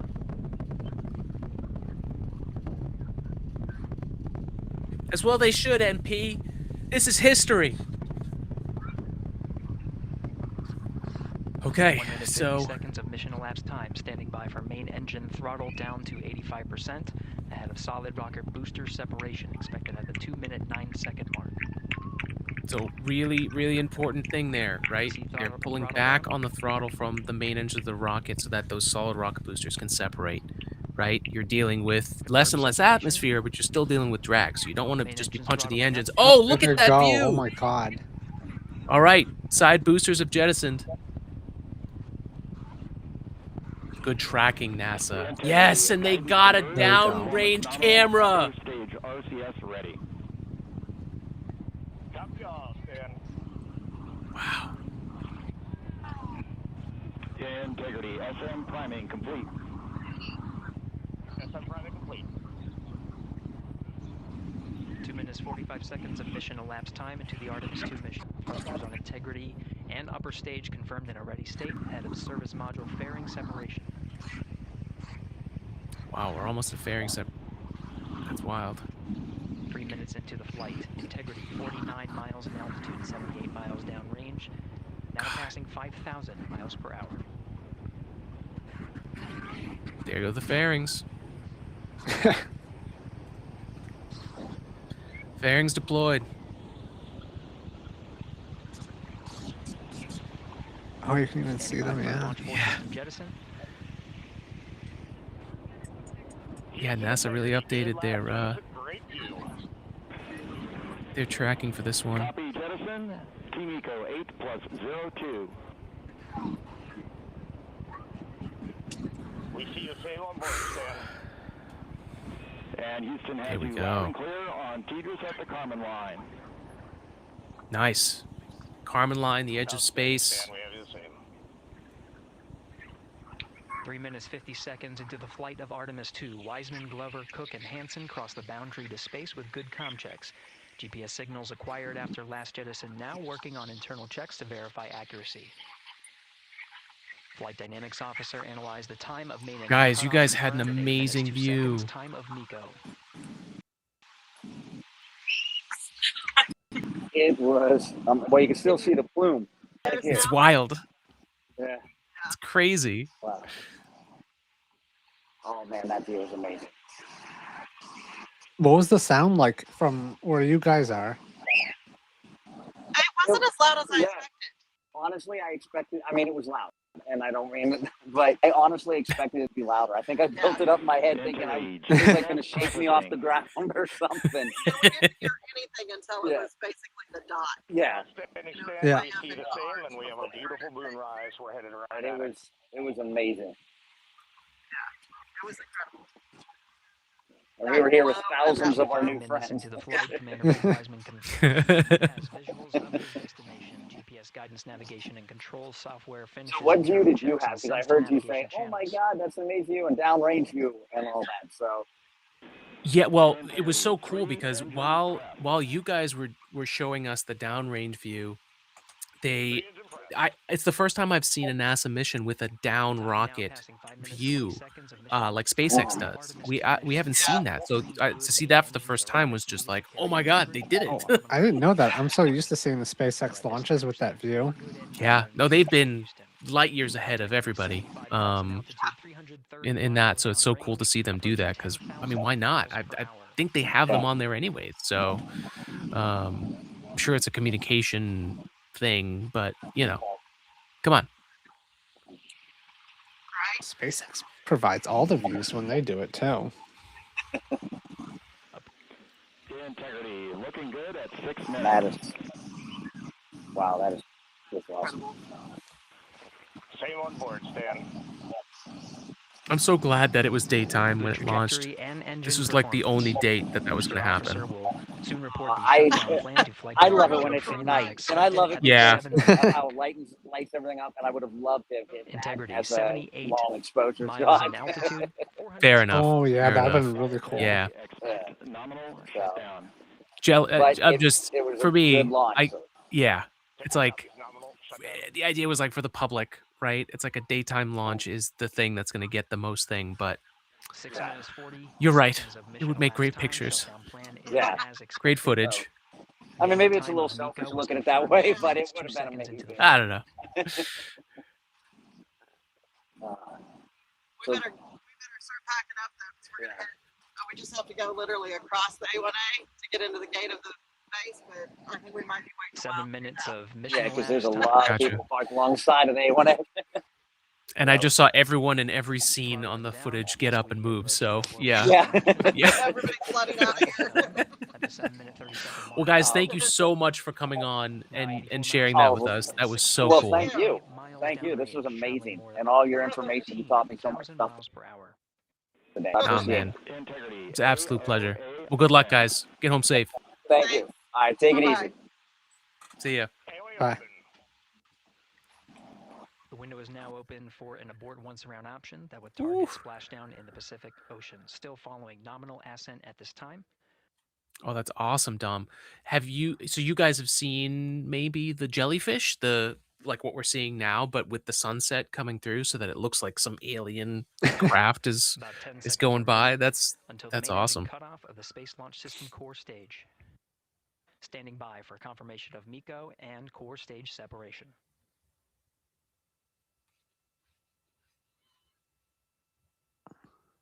Wow, right, your backyard. I'm so jealous, Dom. Can I come over? Can I come over, Dom? Oh my God! Look Whoa. at that view. That's a crazy shot. Integrity and nominal MECO core stage separated. Oh my God! This is a full screen thing. It seems crazy that they're only 103 miles off of Earth. Yeah. Sorry, moving 8 things minutes, around. 40 seconds into the flight, we have a nominal main engine cutoff heading in the right trajectory on the way to swing around the moon. Core stage has separated, done its job. The Space Launch System upper stage, the inner rim cryogenic propulsion stage, or ICPS, still attached to the Orion spacecraft. All the naysayers, all the 9 people minutes of mission elapsed time. didn't think this Integrity could crew of happen, Reed Wiseman, Victor Glover, including Christina myself. Cook, and Jeremy Hansen now in orbit around the Earth at the beginning of their journey to the moon. Well done, SLS.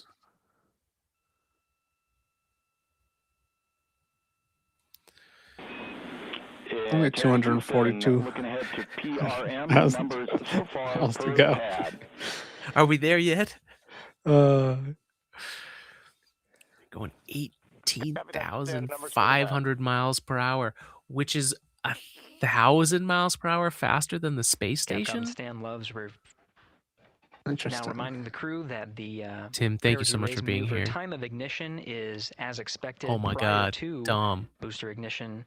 Yes, I will definitely let you know the next time I'm live. That time being 49 minutes 50 seconds of mission elapsed time. Which is a great reminder that this mission is a 10-day mission. They launched at launch time, so there's a little bit of a delay, but at the very front end of this, which means that they have a great chance at breaking the Apollo 13 record of the farthest that any humans have been, which is held by Apollo 13 right now.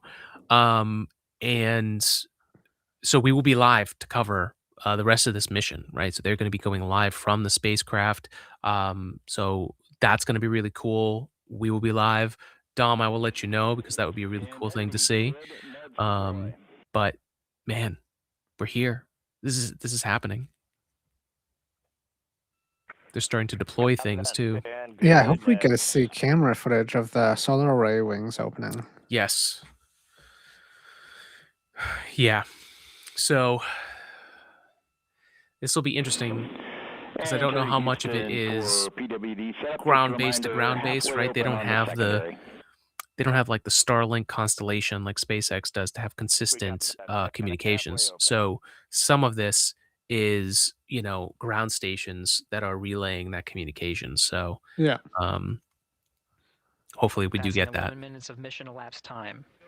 Here, overhearing the conversation between Capcom Stan Love and Commander Reed Wiseman, already passing some milestones. We have a good nozzle extension deployment system that is confirmed, complete. We also have the visors are confirmed up now past the dynamic phase of flight that is ascent. It's crazy. Launch and entry suits.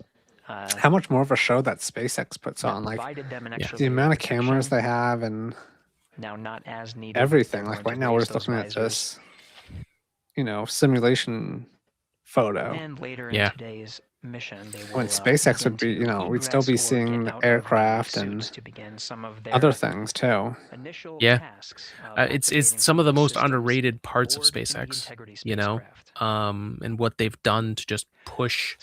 They've done a lot of things really well. The production level is from the very beginning. It was so different and like obvious that I would be. I know I was on Twitter at the time. Whenever there was like a ULA launch, Tori Bruno, who was the CEO at the time, I'd gone back and forth with him, just being like, guys, like, why this animation? Just like, it's not. We'll start some of the activation. What do you need to do to like get the I video know. feed? You know, their activation over a the global Orion to Earth, constellation satellite helps. communication network. You know, yeah, that definitely helps. Houston, C3 aux power back in auto. Copy C3 aux, and we're 2 minutes to maneuver.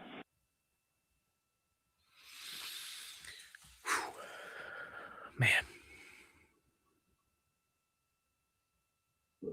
Yeah, too bad they didn't show. I mean, they must not be showing it. But you know, a camera on the astronauts would be great to see right now. Yeah, 100%. Yeah, to see them, whatever they are doing on 13 there. minutes Yeah. and 30 seconds of mission elapsed time. We're going to continue to follow the crew of the There's Artemis a 2 view. mission. They are beginning Oh their yes, journey they were probably in a around the moon blackout. to verify the systems that will take us to its surface. That's their An sunrise. incredible ascent. Artemis Okay. 2 is underway. All right, so there is a Reed Wiseman, feed. Victor That's Glover, good. Christina Cook and Jeremy Hansen begin their journey to the moon. Still milestones to come up as we await solar array deploy and the critical burns that will get Integrity into high Earth orbit around the Earth before engines are fired to get us around the moon. We'll keep tabs on Integrity and its crew from here in Mission Control Houston. But for now, we're going to send it back to you, Megan and Nicole at the Kennedy Space Center. Very jealous to hear how the launch experience was. Hydrogen was used to get off. Yeah, Gary, if people are just joining the us, Earth, welcome right? back to the Space Coast where we just saw Artemis 2 lift off So 14 minutes ago. And wow, yes, what an amazing so liquid launch and an hydrogen, emotional one too, as soon liquid as the rocket oxygen. lifted off, Nicole. And what did they use for the maneuver to get to Mars? For that thrust. That's a really good question. I would assume that it's also hydrogen, but let me check. So that would be the IC. I know sometimes they'll do different, but I think that's usually when they have a solid stage.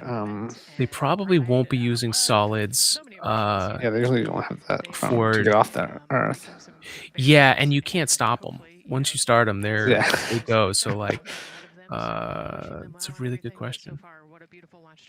Yeah, to be returning to the lunar orbit and more than Let's see. 50 years. Yeah, it is liquid hydrogen and liquid oxygen. And those are the RL-10 engines. Never seen before. I mean, what a great start to what could be all of these Here, let me share this. milestones that we break in just a 10-day mission. Yes, what a way. So that's the ICPS. Wow. So that's what's going to help them get into that lunar trajectory. Yeah.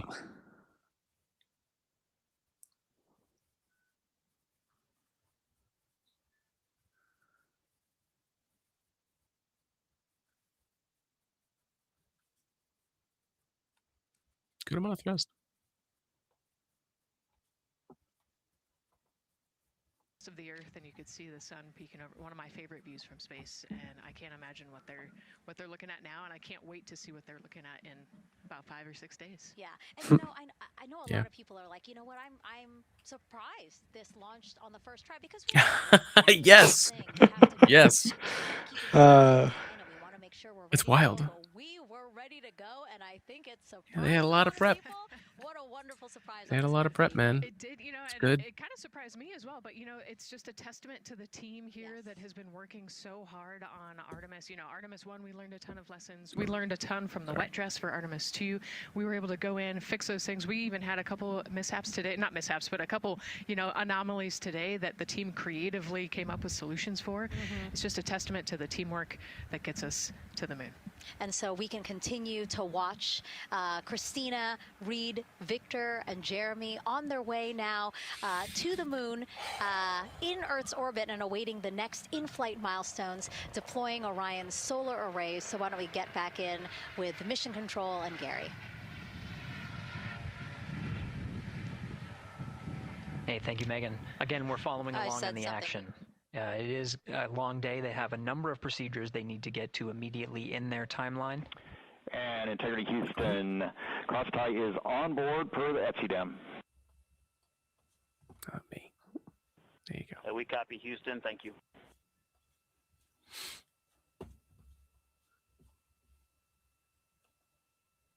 cross-tie referring to flight controllers here initiating a connection between some of the batteries aboard the Orion spacecraft,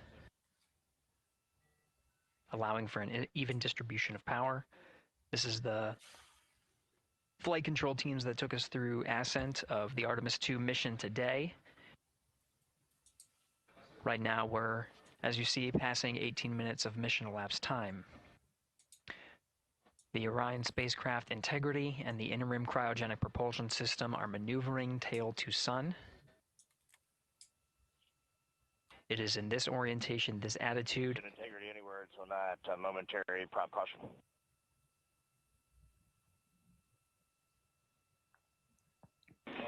And Reed, no action, we're looking at it. Not sure what they're looking at, but Commander Reed Wiseman verifying what is being routed to his displays. so that second monitor in from the left up top there, they had a view. Confirming that no action is needed at this time. They're pressing through with their nominal procedures to prepare for the perigee raise maneuver. And of course, the solar array wing deploy ahead of that. The solar wing deploy is a critical milestone. We'll continue to have our coverage follow the mission until that deployment. A successful launch is just the beginning. The deployment of the solar arrays and successful confirmation that those solar array wings are drawing power is a significant milestone, and says to the flight control teams that we will continue on today's mission. Power needs to be drawn to continue through some of the next milestones. Until then, the AOA open option that was called up upon ascent, the aboard once around, is the current option, and aboard to orbit option ATO will be switched to a preferred mode at the time that the solar array wings are deployed and latched. It gives the flight control teams a little bit more flexibility. Integrity Houston, update on TDRS handover for your pad.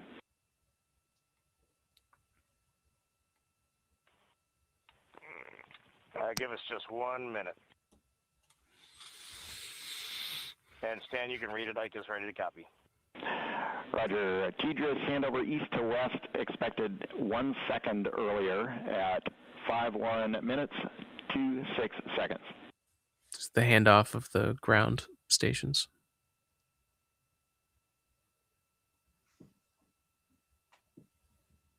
Okay, so now we're doing the burn.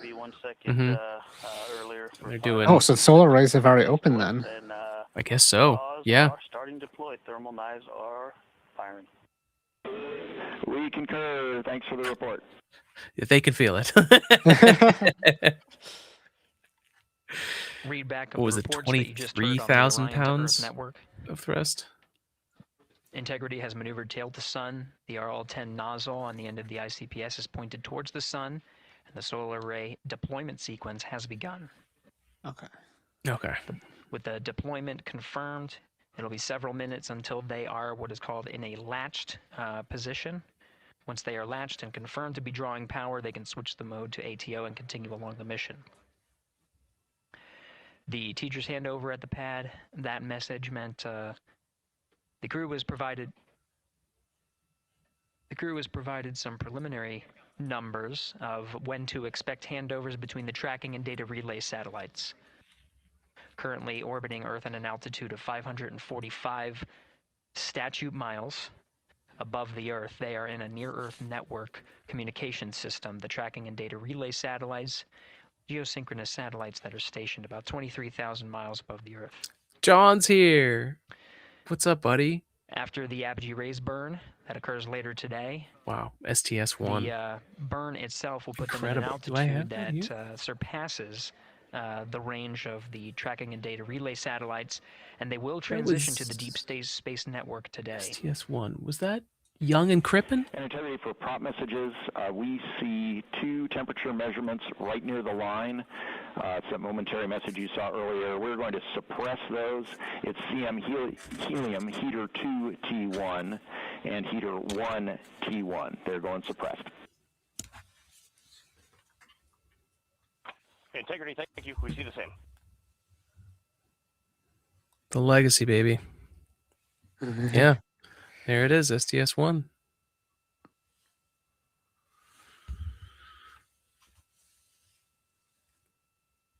Ah. So much history.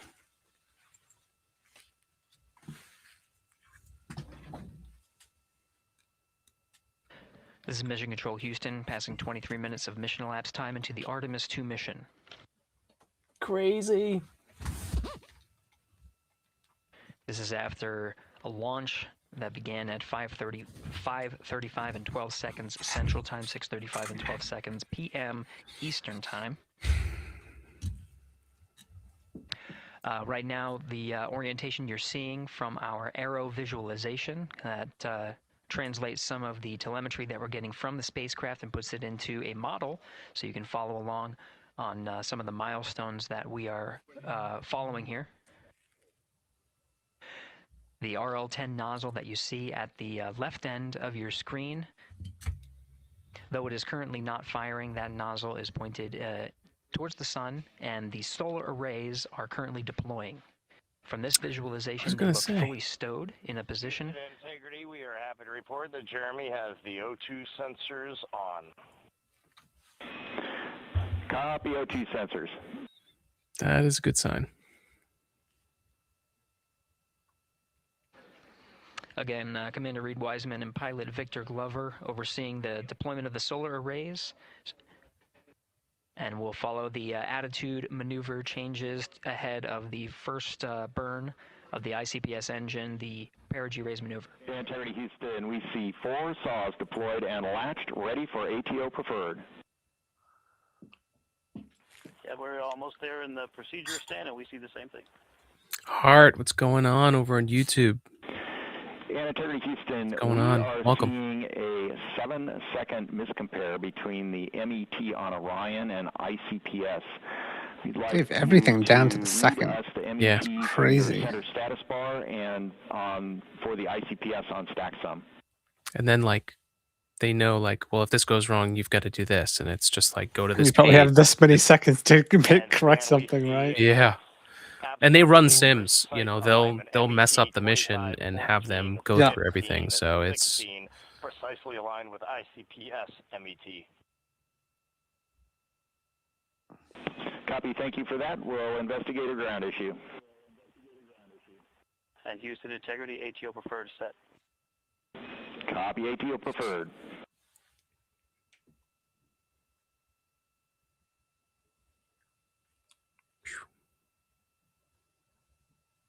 you know, and I've been sitting here looking at the velocity and then This is looking at Mission the Control animation Houston, and 25 going, minutes, 45 seconds into why flight of is the Artemis velocity 2. going down, but We the have engine is confirmation that firing? All 4 solar array wings are deployed and latched. But, of course, This is they the mentioned configuration it's not needed to firing. switch to So ATO preferred, which you did hear confirmed this is from why pilot animations Victor stink. Glover. That mode has been switched. There's also a discussion with Capcom Stan Love and Commander Reed Wiseman about the alignment of the MET clocks on the Orion spacecraft and the ICPS. So that, Commander Reed Wiseman confirmed the clocks are in sync, no issues. velocity's Press going to put it down. on the ground. So they still haven't Proceeding quite with today's escaped. 26 I don't think, minutes. have they escaped No. the atmosphere? No. But they're still trying to get, they're still being affected by technically- Earth's gravity. Technically, they're still experiencing at least some drag, at least from like it's mostly gravity. Yeah. Solar weather, there could be some solar particles from that flare that happened the other day. Oh, interesting. I never thought about that affecting. Yeah, that could have delayed the launch if it was bigger or lasted longer. So luckily it came in last night and was not that big of a problem. But Too many things to try to schedule flights around. yeah, it's wild.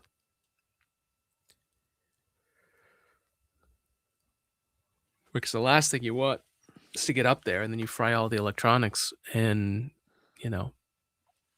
I'm surprised we don't do that more often. There's just like so many different things that can mess with electronics in space. Yeah. We've seen we see Starlink satellites go down. There's like some folks online that follow like telemetry of things and it's so funny to see them like on X being like, "Oh, it looks like 4 Starlinks went down," you know? It's like it's wild. Well, like that picture I sent you when I was in Houston of like, Mm.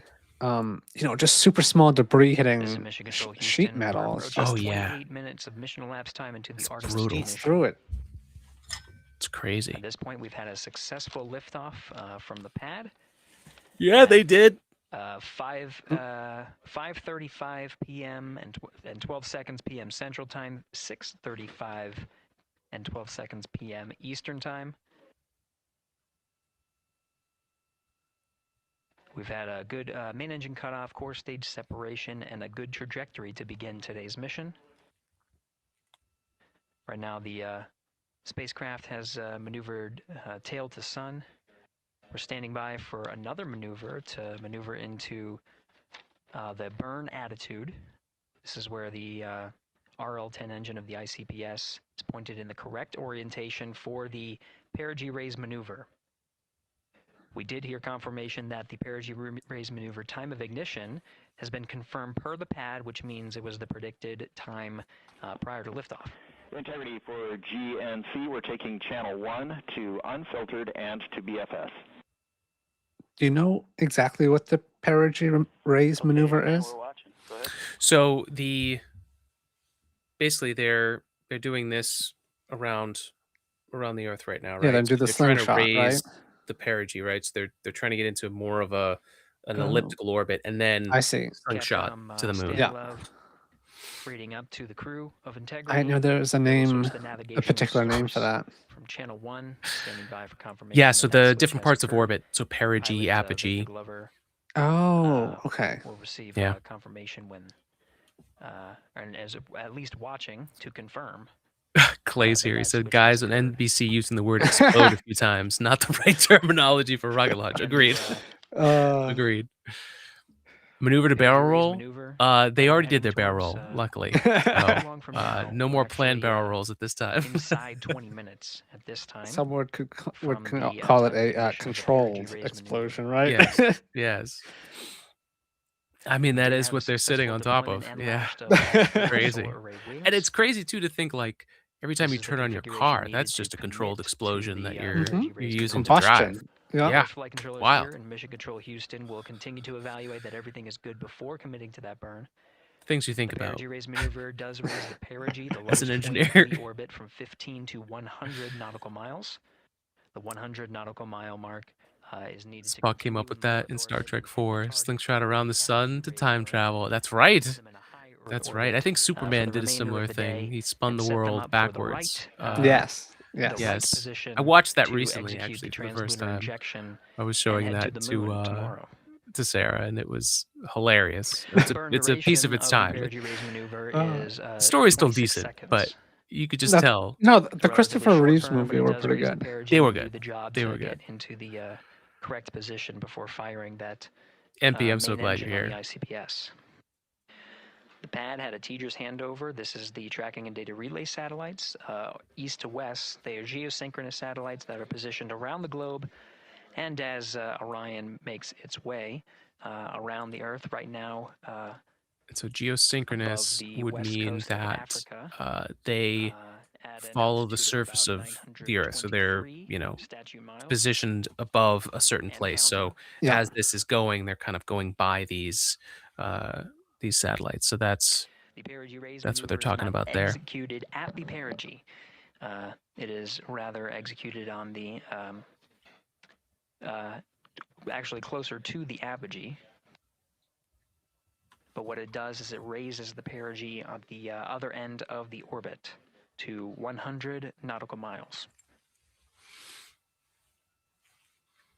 Yeah, perigee is the closest The to the center of 26-second your duration orbit. burn At does not perigee, conflict it's the with farthest. the time that they reported of the tracking and data relay satellite handover from TGERS east to west. Again, geosynchronous satellites that are used not only by Integrity today, but the International Space Station as well. Let me get an example up here. So, right now, this is Earth. Artemis That and its time of crew took handover off is and started doing this. 51 minutes, And then 26 they did a burn seconds. to get their orbit, the Plenty of perigee to margin, be further away, and then this next one is before going to the continue that perigee raise until they get maneuver into slingshot cutoff position. happens. It'll build The up and build trajectory is up. analyzed to see whether it was And a what's good crazy, burn. and this is what they figured Good out burn in means those that the early burn was days of the performed first test as pilots expected going into and sets space, the trajectory on course if you go for the 100 faster, nautical mile you go perigee higher. target mark. So like it's Yes. it's such a different perspective that all these things you had to learn. But like you can't just like point yourself out and like keep burning. Like you have to accelerate more. So Well, this is also the more efficient. Accelerating, going straight is more efficient too. 100%, 100%. Yeah, but like You've if played you a Kerbal Space Program, right? yeah, well, good. Okay. You're way ahead of it. But to think about, like, they had to go from air travel. These were the first astronauts were the test pilots that pushed the planes the furthest, the fastest. They drove Mustangs. They loved going fast. And like everything about lift is about going up. And so like at a certain point, they lost atmosphere. And so then it's like, oh, like what do we do next? Like Chuck Yeager was the one doing all the craziest stuff at the edge of space, showing us that period between like air travel and space travel. That if you want to go down a good rabbit hole, I would start with The Right Stuff, a fantastic movie. It kind of showcases that time where these pilots became astronauts, and then Chuck Yeager's still pushing the bounds of just air travel at the same time. It's fascinating that all those things were happening at the same time. It's highly, highly recommended. To its burn attitude ahead of the execution of the perigee raise maneuver. Overseeing these steps is primarily done by Commander Reed Wiseman and pilot What up, Jerry Victor Kelly? Glover. Mission specialists Christina Cook and Jeremy Hansen focusing on some of the system activation inside of Orion, namely the environmental and control and life support systems.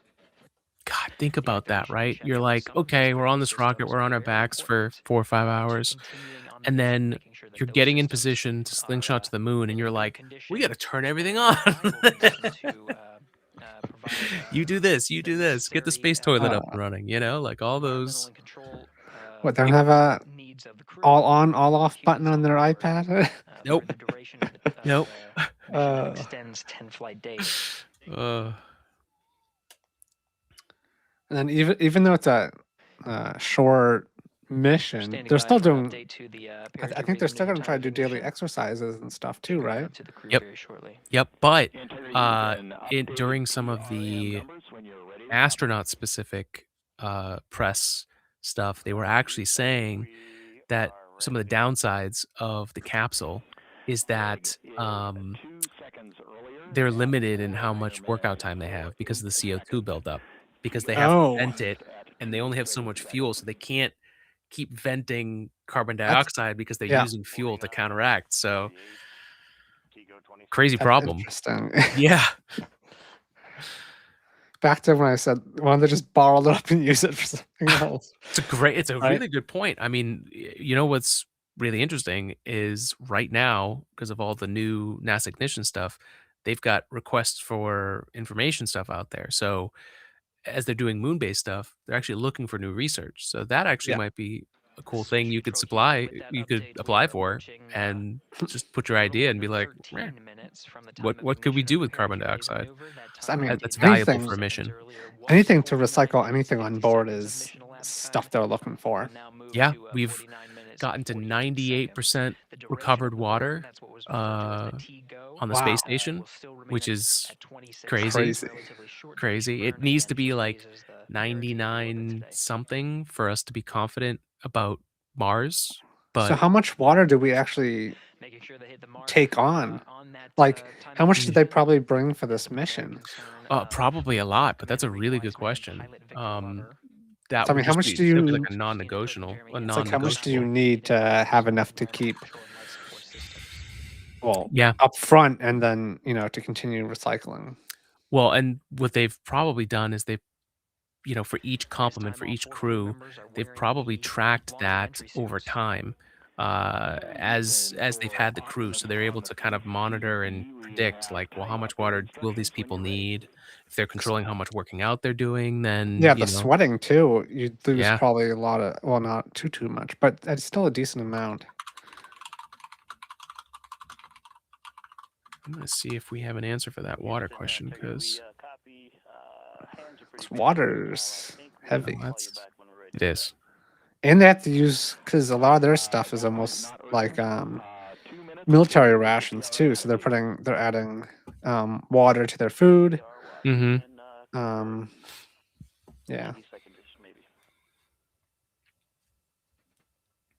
I'm not seeing anything specific for how much water was brought on board, but that is a great question that I can ask. Point the main engine of the ICPS, the RL-10 engine, in the proper orientation to execute that 26-second burn. It needs to Good thing is there's going to be plenty of position Q&A possibilities throughout this. So. perigee to 100 nautical miles.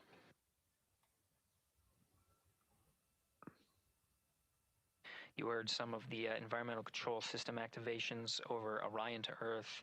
Jeremy Hansen activated the O2 sensors. They'll be measuring the cabin of Orion.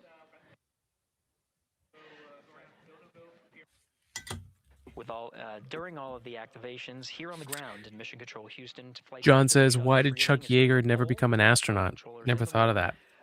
It's a good question. I don't think, if I take what I know from what people have told me about Chuck Yeager and from the movie The Right Stuff, so don't take that with full grain of salt, but I think he was a purist. I don't think he had any interest in becoming an astronaut, at least not in the beginning. And I think with him being at the top of the field at that time, to then compete with a bunch of Air Force and Navy brats, as he would probably call them, I think it just like wasn't like the times were the times. It was kind of a political thing, and I think he was happy being a test pilot. That's my guess. But it's a great. I mean, he would have made fantastic. I think later in his life, if I'm remembering correct, because I've been following this for a long time, and stats get stuck in my head, and I don't 100% know if they're true, but I think I remember hearing that later in his life, he considered going to space at least more than he did back in the day, or being an astronaut. So, but what a legend Chuck Yeager was. Surface area of the solar array wings to be drawing power and powering up those batteries of integrity, of which a cross tie was enabled between the 4 batteries. Here's the question. What type of batteries did they have on board? Inside of Orion. That's a good question. However, I would guess for the perigee raise maneuver, lithium ion. Solar array wings. I don't think you'd want to go with into a position to take on loads sorry, imparted by the ICPS main engine when they execute the 26-second. No, what's the other one that's more stable? You can see in the animation here. I can't remember now. The solar array wings are in motion, and the attitude is being reconfigured to point the engine in the correct direction. Answer. Let me pull this up. Those solar array wings being pointed forward. Ooh, okay. We'll switch over to this just for right now. So these are actually, well, these are the Artemis 1 batteries, but lithium ion. Oh, it is? Okay. Yeah. Yeah, LiPo, lithium polymers, I'd say less stable. Not that everything on the spacecraft is stable, but oh, look at this. It says silver zinc batteries. That's flight termination system. Okay. So 32 volt. That's interesting. Oh, interesting. So those were the ones that were on the flight terminations, but the actual Orion spacecraft is lithium ion. Yeah. 30 amp hour prismatic lithium ion cells. Huh. And then they have 120 for the. Interesting. Yeah. Operations of Artemis 2 while in flight. We will cover that And there is Houston. live on NASA Because now that the the crew is in NASA orbit, YouTube channel. operations have moved from And Florida we'll be over to covering Houston. that around the clock as we begin to wrap up our At least coverage I believe here that's Houston. I on could be NASA wrong, but I'm Plus. pretty sure it is. Before I do want to send it over to our colleagues at the Kennedy Space Center. And to my colleagues, it was a pleasure to join the teams at the Kennedy Space Center and be a part of such a historic launch. Here in Houston, again, we're turning our attention to the mission. We're skipping For now, we'll say farewell and putting thank a you to our robot on, colleagues right? We're there just going to try to for go straight today's to launch put human coverage. on We'll the see you South again Pole. soon for Splashdown. This is Mission Yes. Control Houston, sending it back over to Megan And part of Nicole that, at the host desk. part of that is also funding, right? It's like Yeah. politically, how do you get that funded and then built in time to? Well, send usually them forth? the timelines for the robots and building them and the missions are so long. Yeah. All right, folks. I need to get to dinner, but I'm gonna leave the stream going. So thank you, Matt. First of all, thank you so much for being on with me. This was an Thanks for having absolute me. blast. Yeah, man. I always like talking space sometimes. I know. It was. I can't it was keep up great. to date to it as much as you, so I love getting the update from you. Thanks, man. Yeah, it was an absolute pleasure. All right, chat. I'm gonna leave you guys here. Thank you for joining us for another live hangout, the first official community hangout here. It was so much fun to have both Vince and Angela on from Finnegan Adventure. It was great that we had this dual broadcast going on today. It's amazing what we can do today with all this new tech. Matt, my co-host with Layered Insights, a 3D printing podcast. Thank you so much for joining us. We have season 2 recording now. We will have that out soon. I need to get through Artemis 2 before I can free myself up to do that. But yeah, So much space content right now. so much space content. Absolutely crazy. Chat, everybody who's joined today, thank you so much. Have a great day, and we're this is not going anywhere. We're just we're gonna leave you here. Matt and I are gonna log out, and that's it. So have a great day, everybody. All 4 astronauts, See you guys. and it appears all of them are undergoing their suit leak checks. Yes, a pre-flight tradition that we have seen with our crewed flights, the card game. The astronauts who have just left crew suit up and are now walking down a hallway. And here they are, NASA's Artemis 2 crew, taking their first steps outside for their historic test flight. And the 4 of them step into their astrovan. And off they go.